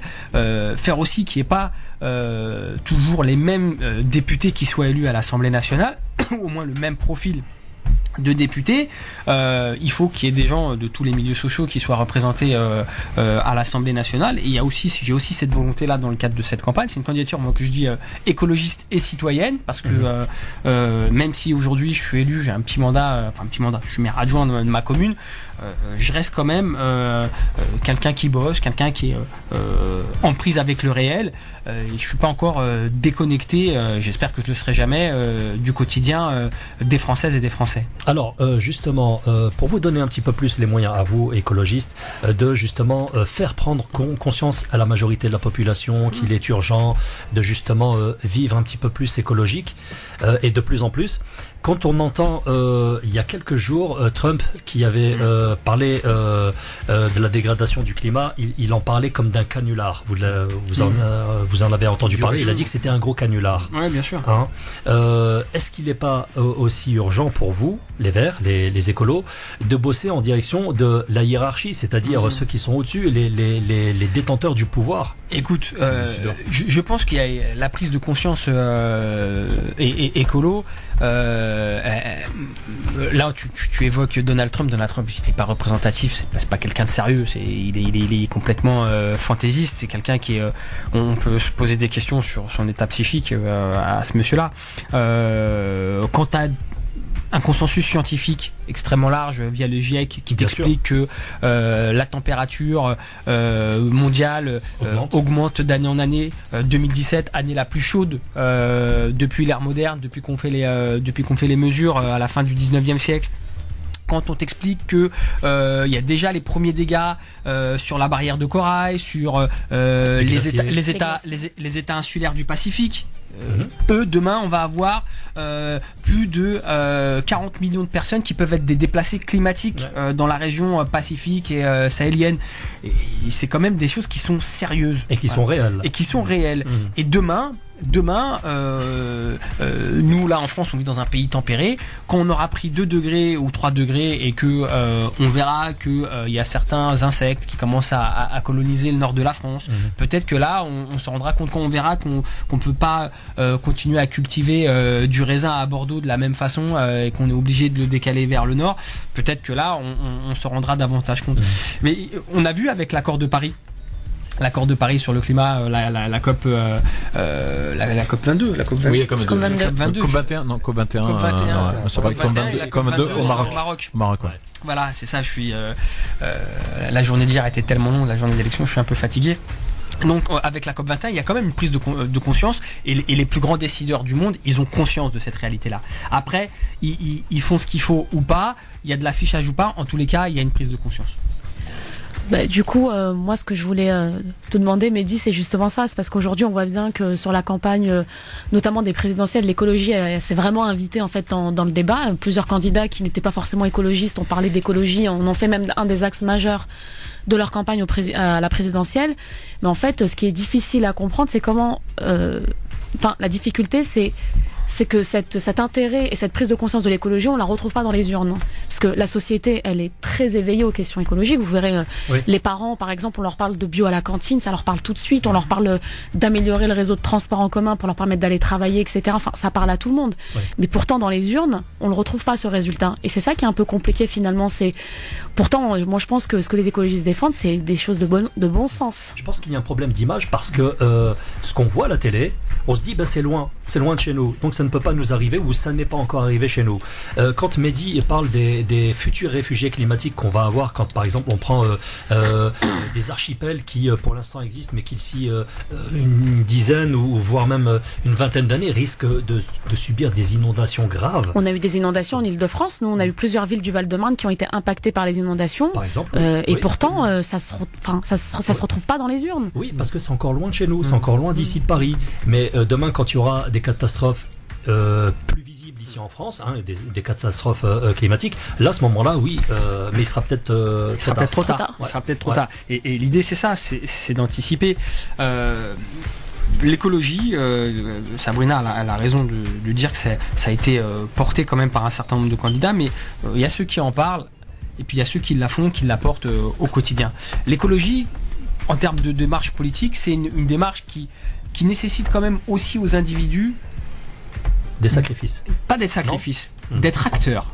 Pas d'être des simples spectateurs derrière leur écran de télé. Il faut être acteur. Voilà. Et ça demande un effort. C'est pas des sacrifices, ça demande un effort.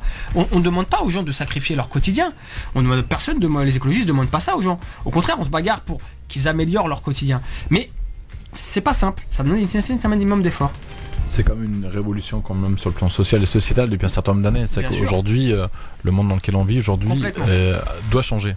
Et les changements climatiques nous imposent aussi dans notre quotidien des changements importants à ce niveau-là. Bon, on parle de transition énergétique, on parle aussi de transition numérique, donc tout est lié d'une certaine façon. Je pense qu'aujourd'hui, la dématérialisation, tout est lié aussi à ce niveau-là. Je pense qu'aujourd'hui, dans notre quotidien, oui, on parle de bio, on parle d'énergie renouvelable. Aujourd'hui, les grands décideurs de la planète, les grands pourvoyeurs justement de gaz de CO2 et donc justement et donc les gros pollueurs aujourd'hui, certes, ils ont été invités à la COP 21 sur Paris et donc il y a eu un certain nombre de décisions prises, mais entre les décisions qui sont prises d'un côté et les actions qui sont mises en œuvre justement pour réduire ces gaz à effet de serre, par exemple, pour ne pas les nommer. Aujourd'hui, il y a une marge considérable et aujourd'hui, il faut leur imposer à ces grands décideurs de la planète, à ces grands pollueurs justement de mettre en action ce qui a été décidé lors de la COP 21. Et ce que les écologistes, la difficulté que tu parlais aussi d'un terme d'image, l'écologie, ça nécessite beaucoup de pédagogie. Il faut qu'on arrive aussi à faire comprendre aux gens que le travail que nous on produit, que les propositions qu'on fait, c'est des propositions concrètes pour améliorer leur quotidien. Quand on parle de réaliser des économies d'énergie, notamment, quand on fait de la rénovation thermique, là nous à Ivry, on vient de budgéter la rénovation thermique d'une grosse cité HLM. On va refaire les huisseries, on va refaire les fenêtres, etc. Ça c'est du concret, on fait de l'écologie là, on est en plein dedans.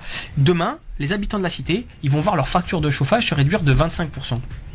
Quand on perce un puits de géothermie, comme on est en train de le faire à Ivry-sur-Seine, un puits de géothermie, on perce la géothermie, c'est pareil. Tu réduis les factures d'énergie des gens et c'est bon pour la planète, c'est bon pour le portefeuille des gens et particulièrement des ménages les plus modestes. Donc en plus, et d'une certaine façon, pardon-moi Mehdi, tu relances le pouvoir d'achat. Et tu relances du pouvoir d'achat, tu redonnes du pouvoir d'achat aux gens et tu crées des nouvelles filières industrielles qui existent. Parce que les emplois que crée l'écologie en France, c'est des emplois locaux non délocalisables.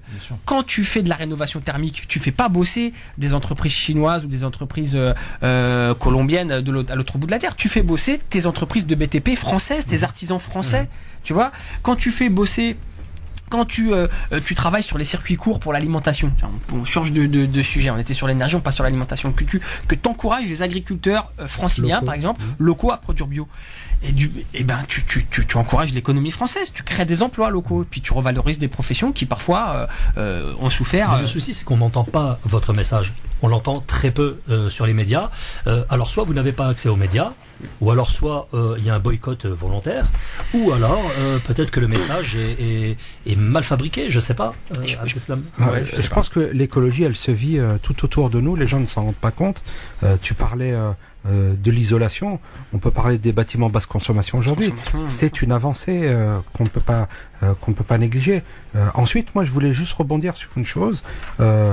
Tu parlais de Trump et de la soi-disant, pas du soi-disant canular, le réchauffement climatique, mais il y en avait un autre en France qui avait tenu le même discours, c'était Claude Allègre. À l'époque, il était ministre de l'Éducation nationale, un socialiste. Et alors, tu vas comprendre la transition. Aujourd'hui, Mehdi, Fessenheim est encore ouvert. C'est bien les promesses électorales, et je pense que il y en a eu durant cette campagne. Alors, je ne présume pas de la sincérité ou non des candidats, hein, mais ce que je veux dire, c'est qu'aujourd'hui, enfin, c'est un fait, Fessenheim, qui est la plus vieille centrale nucléaire, est toujours ouverte, et ça, c'est quand même dommage. Et pour te rejoindre, moi, je pense qu'il y a vraiment nécessité à avoir au sein de l'Assemblée nationale une part d'écologistes pour justement être lanceur d'alerte sur telle ou telle mesure, pour expliquer que ça c'est pas écologique, c'est improductif. Tout à l'heure tu abordais aussi les transports en commun. Aujourd'hui on voit bien dans le Grand Paris, voilà tous les tramways qui sont. Et ce qui est quand même marrant, c'est qu'à l'époque on avait des tramways, on les a supprimés. Pour la voiture. Et aujourd'hui on est revenu au tramway, on est revenu aux fondamentaux. Ouais. Mais là aussi c'est un souhait qui a été porté aussi par des écologistes, mais pas que, mais aussi par des écologistes. Beaucoup. De transport propre. Je pense pas avoir entendu un écologiste qui était contre, en tout cas. Donc, moi, on peut saluer en tous les cas le travail qui a été fait par les vice-présidents à la région, notamment, je pense à Pierre Cerne, qui a été, qui est à Montreuil aujourd'hui, candidat à Montreuil, Europe Écologie Les Verts. Qui s'est beaucoup bagarré pour les transports propres, pour plus de tramways, pour les vélis, pour le pass Navigo unique. Pour le pass Navigo à prix, à tarif unique. On est sur des choses les pistes cyclables. Circulation douce. Tu me lances sur le nucléaire, sur Fessenheim, Abdeslam, je te remercie parce que c'est aussi dans ma fibre personnelle avant de rencontrer les écolos, c'était quelque chose qui m'apparaissait important, parce qu'aujourd'hui on nous présente le nucléaire comme une énergie propre, quand on sait que les déchets nucléaires ont une durée de vie de plusieurs milliers d'années, qu'on ne sait pas les traiter, et que si jamais toi, moi, nos enfants, ils sont en contact avec ces déchets, ils sont irradiés et ils peuvent mourir en quelques heures, quelques jours. Donc c'est quelque chose d'extrêmement dangereux nucléaire. Et puis je parle, on a quand même l'exemple de catastrophes nucléaires extrêmement graves dans les 20 dernières années ou les 30 dernières années, que ce soit Tchernobyl et Fukushima. On sait que ce n'est pas un système, un modèle de production d'énergie qui est neutre. Et potentiellement là autour de Fukushima, t'as un no man's land de plusieurs centaines de kilomètres carrés qui est interdit et qui sera interdit pour des dizaines et des dizaines d'années. Pareil à Tchernobyl. Il y a un moment, quand tu es un responsable politique, tu essaies d'être responsable. Tu joues pas avec la vie de tes administrés, tu joues pas avec la vie de tes enfants. Peut-être qu'il voit ça aussi d'un œil financier. Je pense que c'est des lobbies financiers qui rentrent en ligne de compte. Et c'est là aussi les écologistes où ils portent, c'est là qu'ils ont du mal à se faire entendre, effectivement. C'est qu'en face d'eux, souvent, ils s'attaquent pas à des petits joueurs, les écologistes. On s'attaque toujours à des gros. On s'attaque aux gros lobbies industriels et financiers. Monsanto, EDF, Suez, Areva, des lobbies qui sont extrêmement forts. Tu parlais de Claude Allègre. Claude Allègre, on a eu après, par la suite, on a les preuves qu'il était en lien, financé par des lobbies encore. Des lobbies plus ou moins liés à l'industrie du nucléaire, etc.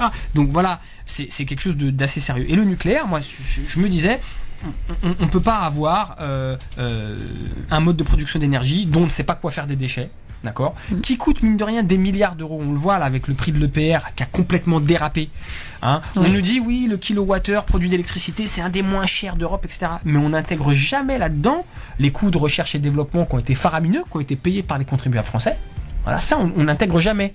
On vous dit, tu prends le coût d'exploitation, oui, mais si tu intègres tous les investissements qui ont été portés par les contribuables à l'époque où EDF était un service public, la facture est salée. La facture, elle est beaucoup plus salée que le kilowattheure d'éolien ou de photovoltaïque. Alors, on ne pourra pas sortir du nucléaire comme ça. Ouais, et les écologistes le demandent pas. Ça, c'est un mythe. On dit, oui, les écologistes voulaient nous ramener à la bougie. Faut arrêter de se moquer des gens. Les écologistes, ils disent qu'il faut une sortie progressive. Voilà. Et c'est surtout, les écologistes, ils défendent un mode de vie plus sobre en énergie. La lumière, voilà. Les économies d'énergie que tu fais aujourd'hui, c'est de l'énergie que tu n'as pas besoin de produire. Et donc forcément, tu réduis ta production et tu n'as pas besoin du recours au nucléaire de manière aussi importante. Alors justement, l'arrêt de la centrale de Fessenheim était une promesse de François Hollande. Est-ce qu'il faut du courage politique aujourd'hui pour tenir ce genre de promesse? Il faut du courage politique pour s'opposer au lobby, bien sûr. Et d'après toi, pourquoi Hollande n'a pas pu respecter sa promesse qui justement te mettent en place. C'est très dur de les combattre. Quand c'est ceux-là qui financent tes campagnes, et en tout cas te permettent effectivement d'avoir du poids. Mais c'est là aussi où il faut qu'on ait des responsables politiques qui soient indépendants. Il faut qu'ils soient indépendants, courageux, indépendants, qui siègent dans les conseils d'administration des grandes entreprises, et autonomes, voilà, et qui soient pas forcément aussi attachés à leur siège. C'est pour ça que moi je défends. On n'a pas parlé des institutions ou du modèle de république qu'on veut. Moi je défends le non-cumul des mandats parce que quand ton principal objectif c'est de te faire réélire sans fin, t'es prêt à toutes les compromissions pour te faire réélire, et notamment à accorder à ceux qui peuvent t'accorder des moyens, des passe-droits, des marchés publics, etc., etc. Donc il faut que le passage par la vie politique ne soit qu'un passage, voilà, sur une fonction. Après, tu peux évoluer, tu peux passer à la région, au département, mais dans l'absolu, il faut. L'idéal, ce serait que quand tu es responsable politique, tu fais un peu de politique, tu bosses, tu retournes, si tu veux, à la vie politique locale ou nationale selon tes compétences, selon tes qualités, selon ton profil. Peut-être tu t'engages dans ton parti, tu fais de l'associatif, mais ça ne peut pas. Il faut sortir de ce schéma carriériste qui bouffe la politique, parce que ça crée de la compromission entre des grands groupes financiers et des grands élus. Est-ce que tu es pour limiter les mandats, enfin le cumul des mandats sur la durée, à savoir 2-3 mandats, pas plus? Tout à fait. Ouais. Tout à fait. Je pense que moi je suis à mon 2e mandat. Je l'ai dit là. Si demain je suis élu député, je rendrai mon mandat de maire adjoint à mon maire pour me consacrer à mon mandat de député. Et si demain, en 2020, quelle que soit la configuration politique, j'espère pouvoir être en capacité de laisser mon mandat, c'est ma volonté en tous les cas, pour laisser d'autres jeunes, d'autres personnalités. Et j'ai fait rentrer plein de gens avec moi dans mon mouvement au conseil municipal d'Ivry qui sont en capacité de prendre la relève. Voilà. De prendre le relais. Voilà. Concernant le nucléaire toujours, et après on va passer à ta campagne proprement dite, concernant les déchets nucléaires, en ce moment il y a une polémique, je ne sais pas si tu suis un petit peu ce dossier. L'État choisit d'enfouir des déchets extrêmement, extrêmement dangereux et qui vont se propager, qui vont continuer à irradier pendant des centaines de milliers d'années. Les gens sur le local là-bas sont pas contents, se mobilisent. Bah oui, forcément, comme à chaque fois. Mais les travaux ont déjà été engagés. Ouais, ils ont creusé à plus de 100 mètres. Oui, plus profond que ça encore. Ouais. Donc, mais réellement, le traitement des déchets, c'est ingérable. Bah, on ne sait pas faire. Bah non. On ne sait pas faire. On ne sait pas quoi faire de ces déchets, à part les enfouir à plusieurs centaines de mètres sous terre. Et ça va continuer comme Alors on nous explique, on nous explique qu'il y a de la, c'est entre deux courses d'argile et que ça va permettre d'eux, mais au-dessus des courses d'argile, t'as la nappe phréatique. Ouais. Si demain il y a un glissement de terrain et que ces déchets radioactifs polluent la nappe phréatique, c'est toute l'induction d'eau d'une région extrêmement importante qui va être problématique. La nature va en prendre un coup. Enfin, il faut être un peu responsable quand même. Il faut sortir de ce modèle-là qu'a vécu. Bon, les poissons seront phosphorescents. Pour le coup, on les verra. Mais... Voilà. Ou alors avec deux têtes. Wow. On va parler maintenant de ta campagne. Comment est-ce que tu t'y prends au jour d'aujourd'hui? Tu commences à sillonner les rues de ton quartier, de ta ville. Alors tu pars à la rencontre des gens, des citoyens. C'est ça, on le fait tout le temps quand on est un élu de terrain. Mais oui, on a lancé la campagne il y a une petite quinzaine de jours avec une première réunion publique qui a réuni plus d'une centaine de personnes. Et puis on a un réseau militant qui est actif. Et donc là, bon, c'est une campagne législative qui est pas simple parce qu'elle est insérée avec la campagne présidentielle. Oui. Et donc les gens, ils avaient plutôt la tête à la campagne présidentielle plutôt qu'à la législative. Et donc, pour pas aussi s'épuiser et puis pour pas brouiller le message parce que c'est compliqué. Je pense que tout le monde en conviendra. Cette campagne, elle a été extrêmement complexe. On a un petit peu attendu que le premier tour passe et puis là bien évidemment on va sur les marchés, on fait des sorties d'école, on a des porte-à-porte de prévus, on a plusieurs réunions dans les villes. Alors moi je suis candidat sur la 10e circonscription du Val-de-Marne. La 10e circonscription c'est Ivry, ma ville, voilà, où j'ai grandi, le Kremlin-Bicêtre, la ville voisine, une partie de Vitry-sur-Seine et la moitié de Gentilly. Voilà, c'est grosso modo tout le nord-ouest du Val-de-Marne. Voilà, au sud collé à Paris. D'accord. Je vous propose de marquer la dernière pause publicitaire de la soirée pour pouvoir continuer tranquillement. France Maghreb 2, France Maghreb 2. Sur 102.6 FM, à Orléans et toute sa région. France Maghreb 2, France Maghreb 2. Sur 91.3 FM. Sur 91.3 FM à Reims et toute sa région.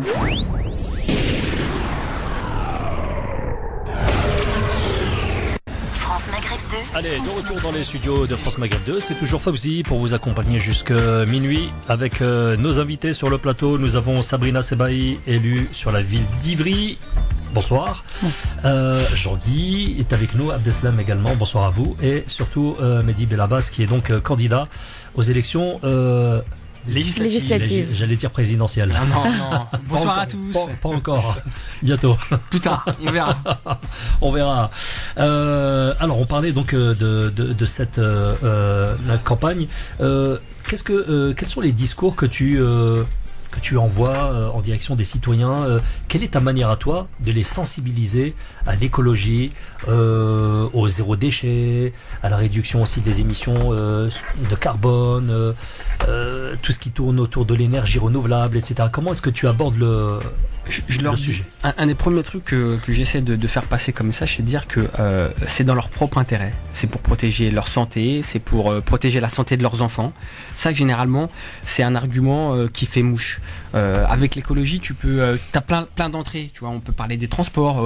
On cherche à améliorer vos transports, nous les écologistes, parce que je pense que vous avez besoin de transports publics. On cherche à améliorer en réduisant la pollution. On cherche à réduire vos allergies, vos problèmes respiratoires, parce qu'il y a des milliers de gens qui meurent chaque année de problèmes respiratoires en France. Quand on parle de l'alimentation, on leur dit nous, on veut que vous ayez une alimentation de qualité, sans pesticides, sans animaux qui sont maltraités, dopés aux antibiotiques, aux hormones. Voilà, parce que les gens aujourd'hui ils sont informés, hein. Ils savent très bien que les animaux qui mangent, que les poules, que les bœufs qui mangent, ils sont pas élevés en plein air à courir. Ils ont pas vu la lumière du jour. Voilà, ils ont pas vu la lumière du jour. Ils finissent abattus dans des abattoirs où les conditions d'hygiène elles sont déplorables, où les animaux ils souffrent. Donc, mais ça ils ont conscience. Quand tu arrives avec ces arguments-là, voilà, quand tu dis aux gens, écoutez, moi je vais me battre demain pour que vous payiez moins d'énergie, votre facture d'énergie elle baisse et qu'on améliore votre cadre de vie. Je vais me battre demain pour que vous ayez des espaces verts en bas de chez vous, parce que vous aussi, c'est pas parce que vous habitez à une cité HLM que vous n'avez pas le droit d'avoir un beau parc, un beau square pour vos enfants le soir. Quels sont les arguments auxquels ils sont le plus sensibles? La santé. La santé. La leur est celle la santé publique, voilà. Les questions de santé environnementale aujourd'hui, elles sont extrêmement importantes.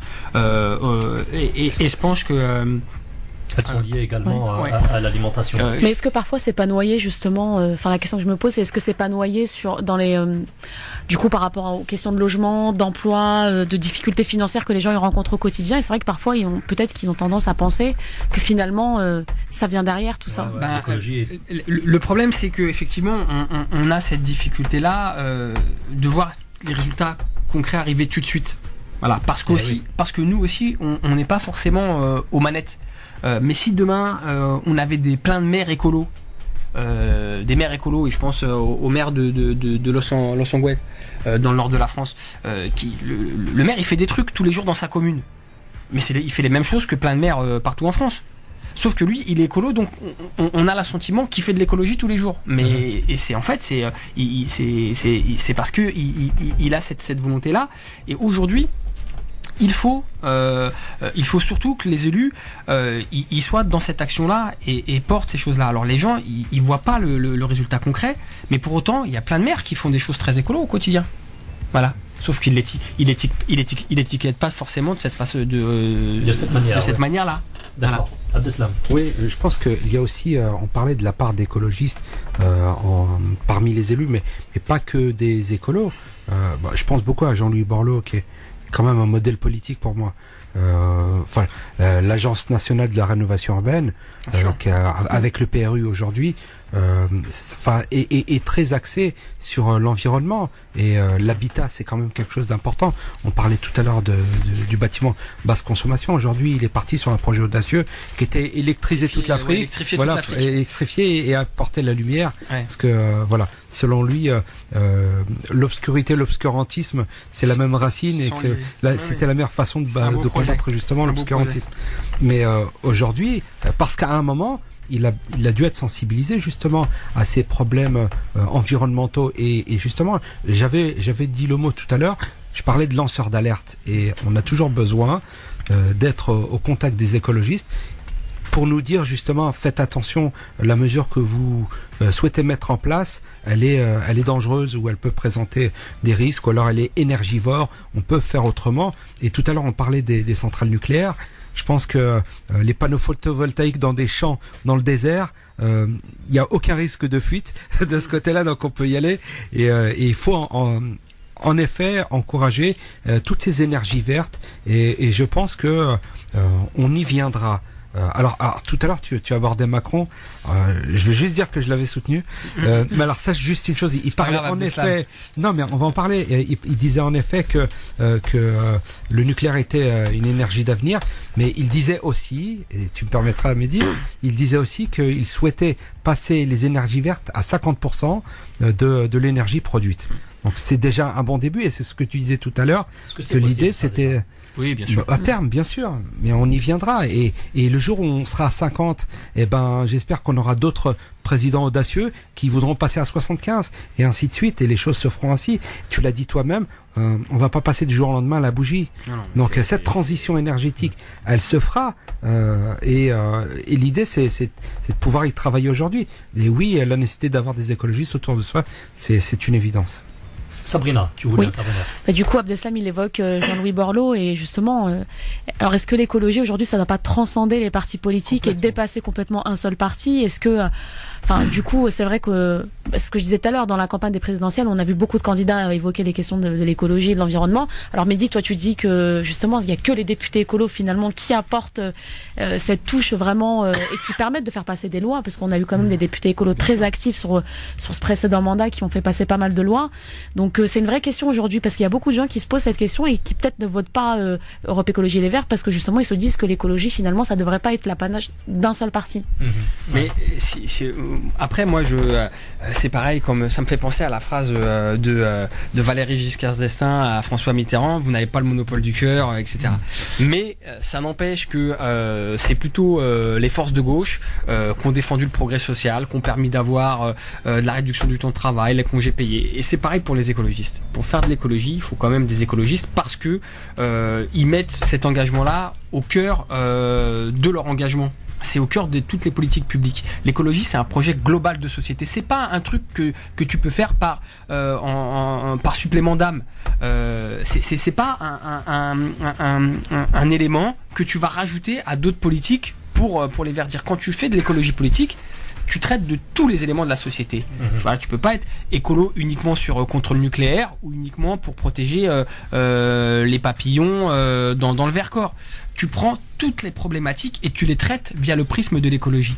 Et ça, aujourd'hui, s'il y a que le mouvement écolo qui porte cette vision-là. Voilà, qui te parle du nucléaire, qui te parle des transports, qui te parle de la pêche, mais qui te parle aussi des rapports Nord-Sud, qui te dit on peut pas continuer à consommer du cacao ou du café qui vient de pays de Côte d'Ivoire ou du Sénégal où ils ont arrêté de produire à manger pour eux parce que pour produire pour les grandes multinationales pour que nous on puisse manger du chocolat Côte d'Or. Non, je suis pas d'accord. Enfin voilà, l'écologie c'est une façon de penser les rapports entre les individus, c'est une façon de penser les rapports économiques, c'est une façon de penser aussi le cadre de vie.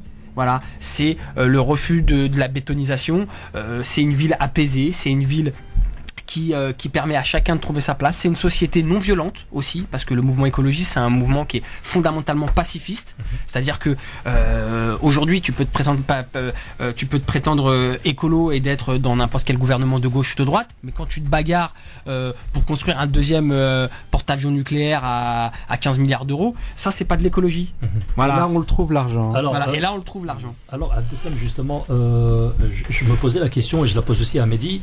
Est-ce qu'il n'est pas plus difficile de parler et de sensibiliser les citoyens à l'écologie lorsqu'on est dans une grande ville, par exemple comme Paris, Lyon, des villes industrialisées, ou alors est-ce qu'il est plus facile d'en parler quand vous êtes dans le Vercors justement ou à la campagne? Eh ben non, parce que Paris ça fonctionne très bien. Figure-toi que les écolos, bizarrement, ils font leur meilleur score plutôt dans les grandes villes. Dans les grandes villes, parce qu'il y a ce mal-être.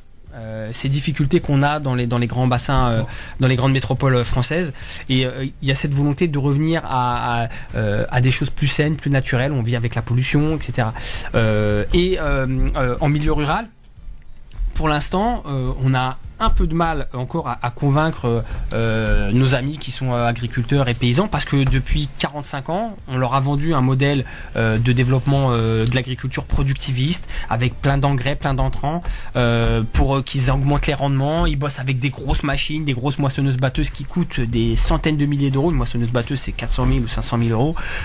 Ils s'endettent là-dessus, ils touchent les subventions. Voilà. Et du coup, ils ont beaucoup de mal, nos amis agriculteurs français, à se sortir de ce modèle-là. Alors il y a plein d'expériences qui se font, il y a tout un mouvement qui est porté avec les copains de la Confédération paysanne qui essaie de proposer un nouveau modèle plus respectueux de la nature, plus respectueux du cycle de la nature. Mais ça prend beaucoup de temps. Le bio se développe. Chaque année, on double, on triple les surfaces agricoles bio en France. C'est pas encore assez pour pouvoir nourrir tout le monde, mais c'est possible. On sait que c'est possible en plus aujourd'hui. Il y a des chercheurs qui l'ont démontré. L'agroécologie, c'est quelque chose qui fonctionne. Donc petit à petit, le modèle est en train de changer, mais on a plus de mal quand même. Alors, certes, le modèle aujourd'hui est en train de changer, mais dis-toi, en tant qu'élu local, en tant que représentant d'un parti national, Europe Écologie Les Verts, la question qui me vient tout de suite à l'esprit par rapport à tout ce que tu dis, c'est qu'aujourd'hui, comment ELV compte peser dans le jeu électoral à venir, que ce soit effectivement les prochaines législatives ou prochaines élections municipales dans un peu moins de 3 ans et demi, 4 ans maintenant, parce qu'aujourd'hui, tous ces discours, bien entendu, ils sont super intéressants. Ça va dans le sens de l'amélioration continue et de l'intérêt général. Quand ça concerne effectivement l'environnement, quand ça concerne la santé, bien entendu, c'est d'intérêt public et c'est d'intérêt général. Jean-Guy veut qu'on parle tambouille un peu politicienne. Mais t'as raison, Jean-Guy, t'as raison. Mais c'est vrai qu'aujourd'hui, je suis quelqu'un d'assez pragmatique et factuel. Moi, aujourd'hui, je regarde effectivement devant moi et je me dis que, bien entendu, c'est beau d'entendre tout ça, mais entre les paroles et les actes, il y a parfois un écart monumental. Je remets pas en cause, bien entendu, ton engagement citoyen, militant associatif, engagé et l'intérêt que tu as et que tu portes. Je sais bien. Si tu veux, Jean-Guy, malheureusement, et puis on l'a vu dans la période là, le mouvement écologiste qui avait eu une vraie force, une vraie dynamique au moment de la création d'Europe Écologie Les Verts, avec Danny Cohn-Bendit, José Bové, Eva Joly, mais plein de personnalités. Moi, je suis rentré à ce moment-là. Comment elle s'appelle, Emmanuel Cos. Jean-Vincent Placet, Cécile Duflot bien évidemment, plein de personnalités comme ça qui ont apporté de l'énergie et des compétences au mouvement écologiste. Dominique Vonnet qui a été secrétaire national des Verts. C'est le maire de Montreuil. C'est le maire de Montreuil bien sûr, mais la liste est longue. Crochet, Noël Mamère, moi que je connais bien, qui m'a apporté des conseils quand j'étais un jeune militant. Yannick Jadot aussi et plein d'autres, Danny Cohn-Bendit. Bref, en tous les cas, il y a plein de personnalités, sauf que il n'y a pas eu on a rencontré des difficultés dans le cadre du quinquennat de François Hollande à garder de la cohérence, mais regardez l'état dans lequel se trouve le Parti communiste, dans lequel se trouve le Parti socialiste. Aujourd'hui, le Parti écolo est dans des difficultés qui sont assez similaires, avec une aile droite, une aile gauche qui se sont déchirées, qui sont partis. On a des gars qui sont retournés, je vais le dire de façon un peu crue, à la gamelle au gouvernement. C'est assez rare qu'une secrétaire nationale, contre l'avis de son parti, quitte son parti pour aller se prendre un ministère. C'est quand même assez lamentable. Et ça nous a fait beaucoup de mal. Ça fait beaucoup de mal au message. Comment vous voulez que les gens ils nous regardent de façon sérieuse quand les responsables politiques du parti ils donnent une image aussi lamentable. Moi, je suis une petite cheville ouvrière du mouvement écolo. Je pense qu'on traverse la même chose que les autres partis quand on voit le PS ou la droite.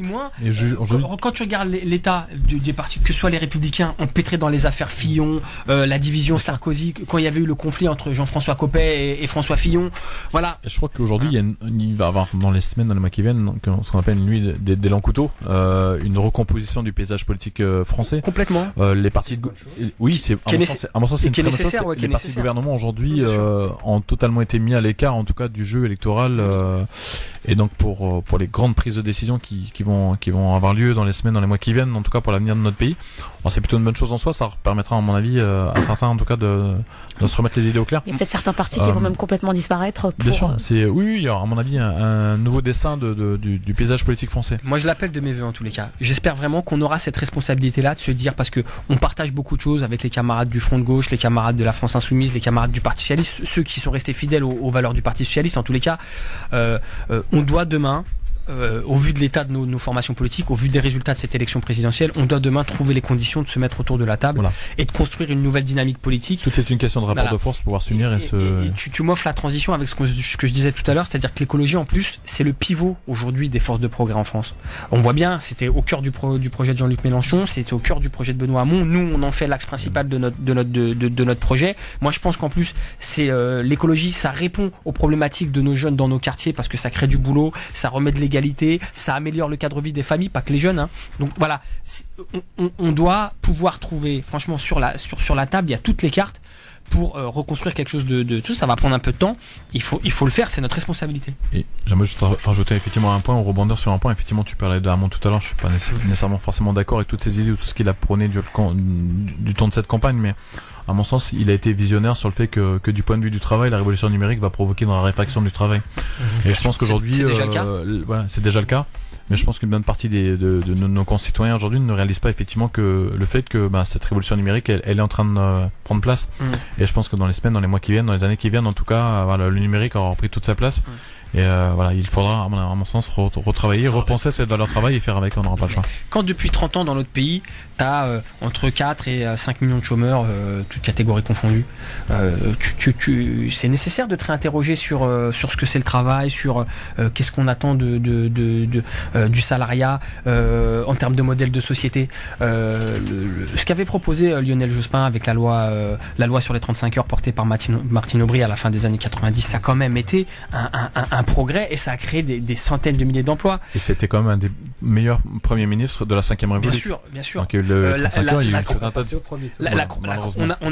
Non, parce qu'il y a eu un mauvais calcul électoral dans le sens où ils en ont mis les législatives avant les présidentielles. Bien sûr. Ce qui était, à mon avis, oui, c'est bien entendu, c'est lui qui l'a fait, mais je pense que ça a provoqué le fait qu'il n'aille pas au second tour de la présidentielle. Et la plus grosse erreur, c'était que Chevènement se présente, ainsi que Christiane Taubira. Je pense que la plus grosse erreur, c'était la première élection à laquelle moi je votais, l'élection présidentielle, ça a été de dire aussi, je suis un candidat issu du Parti Socialiste, mais mon programme n'est pas socialiste, n'est pas de gauche. Il avait fait une formulation comme ça qui moi m'avait beaucoup heurté. Je me dis mais pourquoi je vote pour toi alors ? Moi je vote pour quelqu'un qui a mes convictions et moi je me sentais de gauche à l'époque. Et effectivement, moi je pense qu'il a voulu se positionner un peu plus au centre parce qu'il voulait, il a fait une campagne de deuxième tour. une campagne de rassembleur, alors qu'au premier tour tu rassembles ta famille, tu rassembles ton camp, tu parles à ton camp, et puis au deuxième tour tu rassembles l'ensemble des électeurs pour battre la droite ou l'extrême droite, là en l'occurrence pour lui. Je pense que c'est ça, en tous les cas, dans mon souvenir de jeune électeur, moi c'est ça qui m'avait marqué, c'est cette formulation, grosso modo, je suis un candidat de gauche, mais mon programme n'est pas de gauche. Je pense que Lionel Jospin, il a fait des erreurs de calcul, puis il avait il a fait quelques erreurs, notamment en direction des habitants du quartier. Je pense à la sortie qu'il avait fait en Palestine, où il avait été caillassé. Voilà, moi j'étais parti à ce moment-là, un peu juste après lui, en Palestine. Je me rappelle que ça avait heurté là-bas sur place. Donc bon, voilà, il y a plein de petites choses comme ça. Mais pour autant, pour en revenir à Benoît Hamon et sur notamment sa proposition phare qui était le revenu universel, c'est une bonne proposition, le revenu universel. C'est une bonne proposition, même si un petit peu utopiste quand même. Oui, c'est d'ailleurs ce qui lui a valu, ça manquait de pédagogie. Si vous allez expliquer, ça a sûrement manqué un peu de pédagogie, mais si vous saviez, si on reprenait là, on faisait un peu d'histoire vous et moi, et qu'on retournait au moment du Front populaire en 1936 et que la proposition c'était 15 jours de congés payés. Ouais. 15 jours de congés payés, mais c'est exactement les mêmes arguments. C'est utopiste, mais vous êtes fous. On va payer les ouvriers pour qu'ils partent en vacances. C'est lamentable. Aujourd'hui, on en a 5 et tout le monde trouve ça normal. Et je pense même qu'on n'en a pas assez. Alors, Mehdi, juste une chose, parce que tu dis pas tout. Donc, je vais compléter ton propos, mais je vais te prendre l'exemple des 35 heures. À l'époque, lorsque Jospin met en place les 35 heures, donc 35 heures payées 39, ensuite il y a eu le gel des salaires pendant des mois, voire des années, pour rattraper, pour finalement se retrouver à travailler 35 heures, payer 35 heures. Puisque le coût de la vie augmentait, l'inflation était là, et du coup, on avait toujours la même somme, donc du coup, moins de pouvoir d'achat, et au final, pour se retrouver à travailler 35 heures pour être payé 35. Donc là, tu vois bien que c'est un mouvement. Oui, mais ce que tu décris, c'est un mouvement économique qui n'a pas été forcément volontaire, parce qu'il y a deux choses il y a deux mouvements qui sont convergents dans tout ça. Déjà au moment où on met en place les 35 heures en 99, dès 2001, c'est la droite qui revient au pouvoir, et effectivement. Bon, ils n'enlèvent pas les 35 heures. Ouais, mais par contre, c'est eux qui mettent en place le gel des salaires et qui le confirment et qui du coup bloquent la situation. Et puis c'est à ce moment-là aussi qu'on entre dans l'euro. Et c'est aussi quand on entre dans l'euro, c'est Fabius qui était ministre du budget. Ouais, mais Fabius, si tu veux, c'est de façon concomitante. Et je rappelle juste un des principaux objectifs de la Banque centrale européenne, donc qui porte l'euro, c'est la stabilité des prix. C'est la lutte contre l'inflation, c'est dans les traités européens. Et donc forcément, quand tu t'essayes de maîtriser les prix, tu limites aussi les augmentations de salaire. Et là, la distorsion elle vient aussi de là. De toute façon, je crois que justement en parlant des présidentielles, Macron, justement, il y a une proposition concernant les 35 heures, justement, parce qu'il va les remettre en cause. Il va laisser chaque entreprise libre de choisir. Justement, de négocier. Oui, c'est l'inversion un petit peu. Mais il ne touche pas aux 35 heures. Oui, il ne touche pas aux 35 heures, mais... Ensuite, il y a le dialogue social, et ça sera aux syndicats aussi d'avoir à dire s'ils sont d'accord ou pas. De faire... vous voyez, par exemple, on va parler juste d'un point. Alors, j'ai détesté Nicolas Sarkozy, mais il y a une chose qu'il faut quand même lui rendre, c'est la défiscalisation des heures supplémentaires.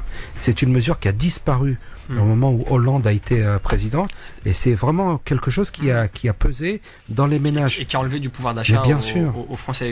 C'était un choix très idéologique de François Hollande de la supprimer. D'ailleurs, ils ont essayé après, il y a d'autres dispositifs d'y revenir dessus. Sur les 35 heures, moi je suis pas convaincu que ce soit une bonne chose de laisser les entreprises discuter, chaque branche discuter par branche ou par entreprise. Pourquoi? Moi, je suis pour le dialogue. Ouais, je suis pour le dialogue social, mais il faut pas oublier que dans le dialogue social, il y a une partie forte et une partie faible. C'est la spécificité du dialogue social, et c'est pour ça que le droit du travail, il a tendance à protéger les salariés contre le patronat qui a des capacités de rétorsion beaucoup plus importantes sur le salariat. Et donc, si tu veux, dans les grandes entreprises, dans les grandes administrations où le syndicalisme il est fort, ça va se faire tranquillement. Mais dans tout un tas de petites PME, qui sont pas organisés, qui sont pas structurés dans les petites boîtes de moins de 50 salariés, je pense vraiment que c'est les salariés, ils vont subir la loi du patron. Le patron va leur dire, écoutez les copains, c'est soit ça ou soit on met la clé sur la porte, toi tu fais pas la forte tête sinon je te vire, machin. Les patrons ils s'en foutent, ils payent les indemnités de licenciement. Surtout si en plus il y a une autre proposition qui était de plafonner les indemnités de licenciement, c'est-à-dire un forfait. Mais qu'est-ce que ça devient ça finalement? C'est passé à la trappe ou ça reste? Je sais pas, faut voir. Je crois que c'était surtout les propositions d'Emmanuel Macron, donc après c'est affaire à suivre. Donc pour l'instant il n'est pas encore élu, donc on verra au moment où il sera élu ce qu'il va mettre en place. Si Emmanuel Macron il est élu, on aura le plafonnement des indemnités de licenciement, c'est-à-dire qu'il y aura un forfait, le patron il sait, ça lui coûtera pour licencier tel gars, ça lui coûtera je dis n'importe quoi 20 000, 25 000 euros. Il se dira ça vaut le coup de le virer ce mec-là pour 25 000 euros. Il essaie une forte tête. Mais on sait que finalement dans le privé le dialogue social c'est le patron qui aura toujours le dernier mot, clairement. Non, c'est une vision très négative. Mais juste une chose, les patrons, l'intérêt du patron, c'est aussi que ses salariés puissent vivre et s'épanouir de façon décente, parce que je pense que lorsque l'on est patron, on compte quand même sur l'épanouissement de ses employés. Mais juste une chose, moi je vais dire ce qui est violent. Moi je pense que c'est une vision un peu idéalique. Non, ce qui est violent, non, parce que tous les patrons ne sont pas des salauds. C'est juste je sais pas ce que je dis, mais je dis que c'est un peu idyllique. Mais ce que je veux dire. D'ailleurs, Emmanuel Macron propose aussi de licencier son patron tous les 5 ans quand on en a marre. Oui, mais moi je propose. C'est d'ailleurs ce qu'il a fait, je crois. Moi je vais dire ce qui est violent. Que dans 5 ans, on liquide ce qui est violent, Macron aussi. c'est de faire travailler les gens 39 heures, les payer 37. Donc c'était un précédent candidat qui a perdu, que je n'ai pas soutenu, et j'en suis très content. Ça c'est de la violence. Parce que pour le coup là, il n'y a pas de dialogue social. C'est comme ça, et je suis prêt à casser la baraque. Je retire 500 000 fonctionnaires. Vous connaissez la suite. En même temps, là, si Emmanuel Macron est élu, ou en tout cas, on l'espère face au Front National. Enfin, moi, ce qui est certain, c'est qu'il va avoir besoin d'une majorité parlementaire. Vous appelez à voter Emmanuel Macron? En tout cas, moi, à titre personnel, je voterai Emmanuel Macron, faire barrage au Front National, c'est évident. Mais je sais pas si cette technique va durer sur le temps, parce qu'à un moment, on se dit en 2002 c'était pareil. Enfin, peut-être qu'en 2000, voilà. Si la croissance revient et que justement qu'il y a de l'emploi, on verra. On verra. Mais en tout cas, ce qui est certain, c'est qu'il va avoir besoin d'une majorité parlementaire. Je crois que les racines du mal sont plus profondes que la croissance et l'emploi en ce qui concerne le Front National. Moi, je suis assez inquiet parce qu'on se lance là. Il reste pas beaucoup de temps pour parler là du Front républicain, de l'efficacité du Front républicain. J'ai l'impression qu'on fait ça depuis 25 ans et que finalement le Front National il en sort renforcé élection après élection. Tout le monde se retrouve, se tend la main et se dit bon, on a surtout on se mobilise tous contre le Front National parce qu'il est au deuxième tour. Aujourd'hui, c'est normal qu'il soit au deuxième tour. C'était annoncé. Mais il était en tête de tout un tas d'élections. Là, il était en tête des européennes. Il a été quasiment en tête au régional, au départemental. Il faut être un peu sérieux quand même. Voilà. On n'a pas nécessairement le temps d'échanger longuement sur ce sujet, mais je trouve qu'il y a surtout eu une peur dans l'opinion publique de voir que le Front National avec Marine Le Pen était à plus de 28-30% en janvier, et c'était le cas encore un mois et demi avant l'élection. Je pense que ce qu'on oublie de dire, c'est que volontairement Mélenchon a été poussé très haut dans les sondages pour d'une part enlever des voix au Front National, ce qui effectivement a permis en tout cas à Marine Le Pen d'être pas si loin que cela en fait derrière Emmanuel Macron. Mais en tout cas ils ont fait croire, à mon avis jusqu'à la dernière minute, jusqu'au soir du premier tour, que Mélenchon était à même de pouvoir atteindre le second tour. Et ce qui peut expliquer son absence des médias hier soir et son absence aujourd'hui dans les médias hier. Je savais qu'il ça a permis de mobiliser l'électorat de droite, pas, mais en tout cas, qui a permis à François Fillon de faire 20%. Lui, il croyait tellement que hier soir, on l'a vu sur aucun des plateaux des grands médias français. Et donc, je pense en tout cas qu'il a cru à un moment donné pouvoir sortir du jeu et donc aller au second tour, y compris un de ses porte-parole ou un de ses proches collaborateurs qui est Alexis Corbière, qui lui disait hier soir, plutôt que d'être combatif en vue des prochaines législatives en disant on va essayer de placer un maximum de candidats et taper à tout va sur le Front National. Alors je crois qu'aujourd'hui, pour rejoindre Mehdi, mais très rapidement pour terminer là-dessus, c'est qu'aujourd'hui il faut faire front commun et front républicain pour faire face au FN, car aujourd'hui le FN, si on le laisse arriver au pouvoir, c'est un vrai désastre pour la grande majorité d'entre nous. En tout cas, ce qui est certain, c'est qu'au lendemain de la primaire de la Belle Alliance, c'était le vote utile, c'était Benoît Hamon. Et dans les dernières semaines, le vote utile, c'était Jean-Luc Mélenchon. Et ça s'est traduit dans les urnes parce ça s'est joué quand même de très peu. Pour qu'il soit le troisième homme, en tout cas, sur cette élection. Moi, en tous les cas, j'espère être élu député justement pour participer à cet effort de reconstruction, à cet effort aussi de remobilisation du tissu social français. On a besoin demain de reconstruire un mouvement à gauche et écologiste qui soit extrêmement fort. Moi, j'y apporterai toute mon énergie. Je pense qu'on aura besoin de voix fortes à l'Assemblée nationale. C'est ce que moi j'essaierai d'incarner en tous les cas. C'est pour ça que j'appelle aussi tous les gens à pas se démobiliser, à venir voter les 11 et 18 juin prochains dans le Val-de-Marne. Il faut aussi changer le personnel politique. Et c'est le seul. Il faut du renouveau en politique. C'est le seul point positif que je vois à l'élection probable d'Emmanuel Macron. C'est ça qui a plu aux gens, je pense. C'est qu'il incarne un visage nouveau. Voilà. Il est jeune, il a 39 ans, tu vois, moi je peux m'identifier un petit peu à lui, il a un an de plus que moi, il a un parcours de réussite professionnelle, etc., etc. Même si je partage pas du tout ses valeurs, je pense que c'est un candidat qu'on a monté médiatiquement et que son discours politique il est assez creux. C'est ça qu'il incarne, c'est ce renouvellement. L'absence de vision, l'absence de projet vraiment concret. Je pense que les Françaises et les Français, là aujourd'hui, ils aspirent à ce renouvellement. Et moi, je vois dans ma circonscription, là, moi, j'ai en face de moi 2 candidats qui sont les représentants, enfin, ceux qui tiennent un peu la route. Le candidat du PCF, le candidat du MRC soutenu par le PS, qui est maire du Kremlin-Bicêtre, qui est le député sortant. C'est 2 candidats qui représentent ça, qui sont élus depuis des années, qui bossent plus, qui ont jamais bossé. Je sais même pas. D'ailleurs, je serais incapable de vous dire c'est quoi s'ils ont un métier. Les 2 copains, ils sont sympas au demeurant. Le mec du PC, je le connais assez bien, et Jean-Luc Laurent aussi, je le côtoie un petit peu. C'est des gens qui sont respectables dans leur engagement et dans ce qu'ils apportent à la collectivité. Mais il y a un moment, les gens et les Français là, je pense qu'ils ont envie de dire basta. Ça y est, allez vous reposer, laissez la place aux autres, aux jeunes. Enfin, il faut pas faire du jeunisme non plus. J'ai presque 40 ans, mais faut laisser la place au renouvellement. Et en tous les cas, c'est une nécessité. C'est ce que Emmanuel Macron là incarne un petit peu. Très bien, c'était le mot de la fin. On va être interrompu par la pub. Simplement pour vous rappeler que Mehdi Belabas est candidat aux élections législatives sur la 10e circonscription du Val-de-Marne. Dans le 94. Et sur la liste, donc EELV, Europe Écologie Les Verts. Merci Jean-Guy d'être venu ce soir. Merci Abdeslam. Merci aussi Sabrina à toi. Merci les amis. Merci Claudie. À Merci bientôt. à toi Mehdi et bonne chance. Merci beaucoup. La prochaine fois que tu reviendras, j'espère que tu seras député. Écoute, je viendrai avec l'écharpe et vous pourrez compter sur moi sur Radio France Maghreb. On fera l'émission en direct de l'Assemblée. Avec plaisir. Salut. Quant à vous, mesdames et messieurs, on va se quitter là-dessus. Je vous rappelle que le dîner de l'émission Il y a des soirs comme ça se tiendra le 12 mai prochain à partir de 19h et je compte sur vous pour y être présent. Salut, bonne nuit, ciao, bisous. France Maghreb 2. France Maghreb 2. Sur 94 FM. À Clermont-Ferrand et toute sa région.